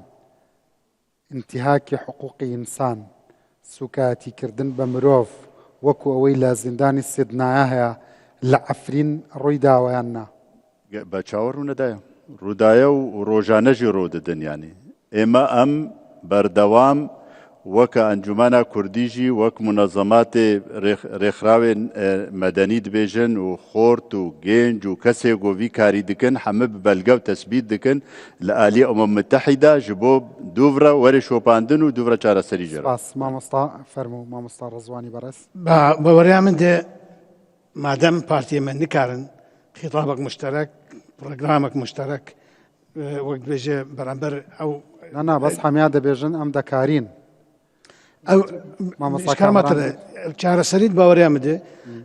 هيئتك دستيك شبابي دستيك جهمو كساني شعرزا وبسبور وكي بري كردستاني نشرت كسن بسبور وريسيبي يعني كسن معقول كسن بلاين بأواكي موضوعي وبشعرزائي يعني همو أو تجربة همو استار رياكسون ما يعني رد فعل ما يجي هي نشاني أوان دائما وقدر سيفيليزاني أنا أوان دائما حضاريني أنا يعني أو دس نشانك إمكانيات واقعية حقيقية إلى مان باورامد أويا يكي يقول لأن مثلا طرفك حزبي نقارة حتى داوي موضوعي لكن أو هيئة أو دستة جهابي قبل أواكي علمي واكي بابتي ايتي ليه بكوله وبتوانا بحركة شيء شهر السريك بوي بدك ولا تيوريك نظري ام باوري عمد اواد بو كات باواكي كاتي تواني بي شهر السريك فرمو بس برسوا خورته هجا يعني براسية مرة جامعة من نبتني چون بجنا أحمد شرع بيروز بي أمي چونش بوي ما في كردا ميج وبتشتي تكرم كريه أم سرسورن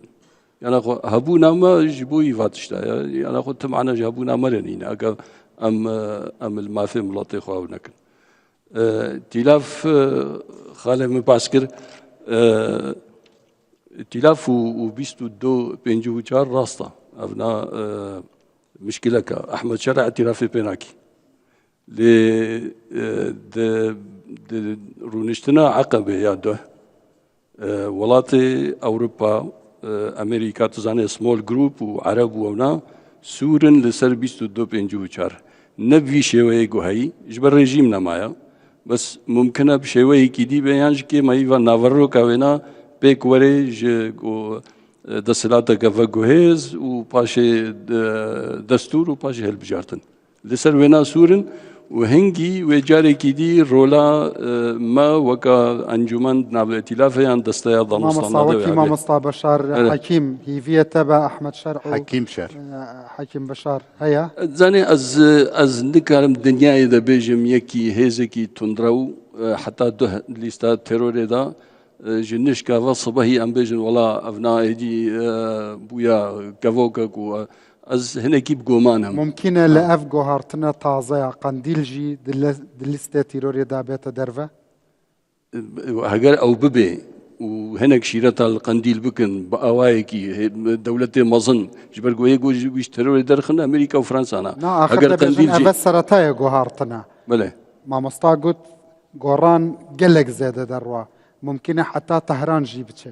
أو هلا أو جومان هاي راس باشا أجر ممكن أفجي قنديل جي للستة تيرور أجر أحمد شرع بيت درفات شما مثلا مراد قريلان ممكن يبقى برا قنديل خدوري أيراني بقي راس أحمد شرع وي خست أزلو أو يد بيجي إعلان دكيد بيجي أز نمد بأوي دما برا قنديل جولو بكين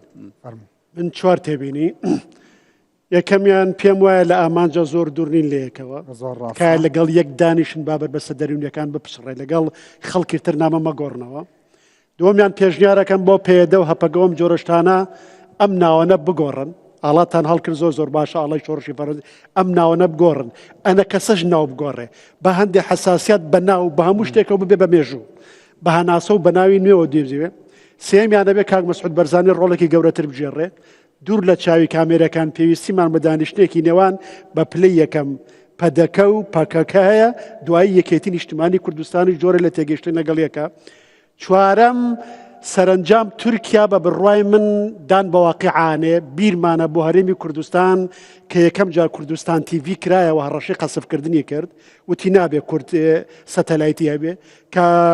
فڕۆکەخانەمان کرایەوە کورد وتی فڕۆکەخانە ڕەمزی سەربەخۆیە ئێمە قبوڵی ناکەین دوای هەموو شتێک قبول کرا من پێم وایە دوایی ئەگەر ئێمە سەرکەوتوو بین ئەم قۆناغە جوان بەڕێکەوەن تورکیا پراگماتیە بە عەقڵی دەوڵەت بیرەکاتەوە دانەنێ کە دانیشی نابەوێت ترسێشکێ هەر وەک چۆن باشووری کوردستان نەبوو بە هەڕەشە بۆ سەر تورکیا ئەوێش نابێ بە هەڕەشە بۆ سەر تورکیا پێم وایە ڕەنگە قسەکە قورس بێ لە داهاتووشە تورک و کورد ئەبن بە هاوپەیمانی خۆرەڵاتی ناوەڕاست ئەو ئامانجەمان لە پێشە بەڵام زۆر دژواریشمان لە پێش توانین پێکەوە بیبڕین کورد پێکەوە توانین زۆر شت بەدەست بێنین زۆر زۆر سپاس بۆ کاک جەدعان بۆ مامۆستا ڕەزوان هەروەها بۆ دکتۆر ئەبوبەکر کاروانی هەروەها بۆ مامۆستای خۆشەویست مامۆستا کامەران حاجۆ ئەندامی مەکتەبی سیاسی پارتی دیموکراتی کوردستانی سووریا وە سەرۆکی کۆمیتەی پەیوەندیەکانی دەرەوەی ئەنەکەسە جارێکی تر سپاس بۆ هەر هەمووتان سپاس بۆ ئەو خۆشەویستانە هیوادارم ڕۆژێ لە ڕۆژئاوای تەواو ئازاد بە پێی دەستوری تورکیا میوانداریتان بکەم و لەوێ سووریا لەوێ بتان بینم و هیوادارم هەموو ئەوەی لە دڵتانە ئاواتەکانتان بێتە دی و ڕۆژئاوا بە ئازادی ببینن ئینشاءالله سەرکەوتوو بن خواحافیز بینەرانی ێژە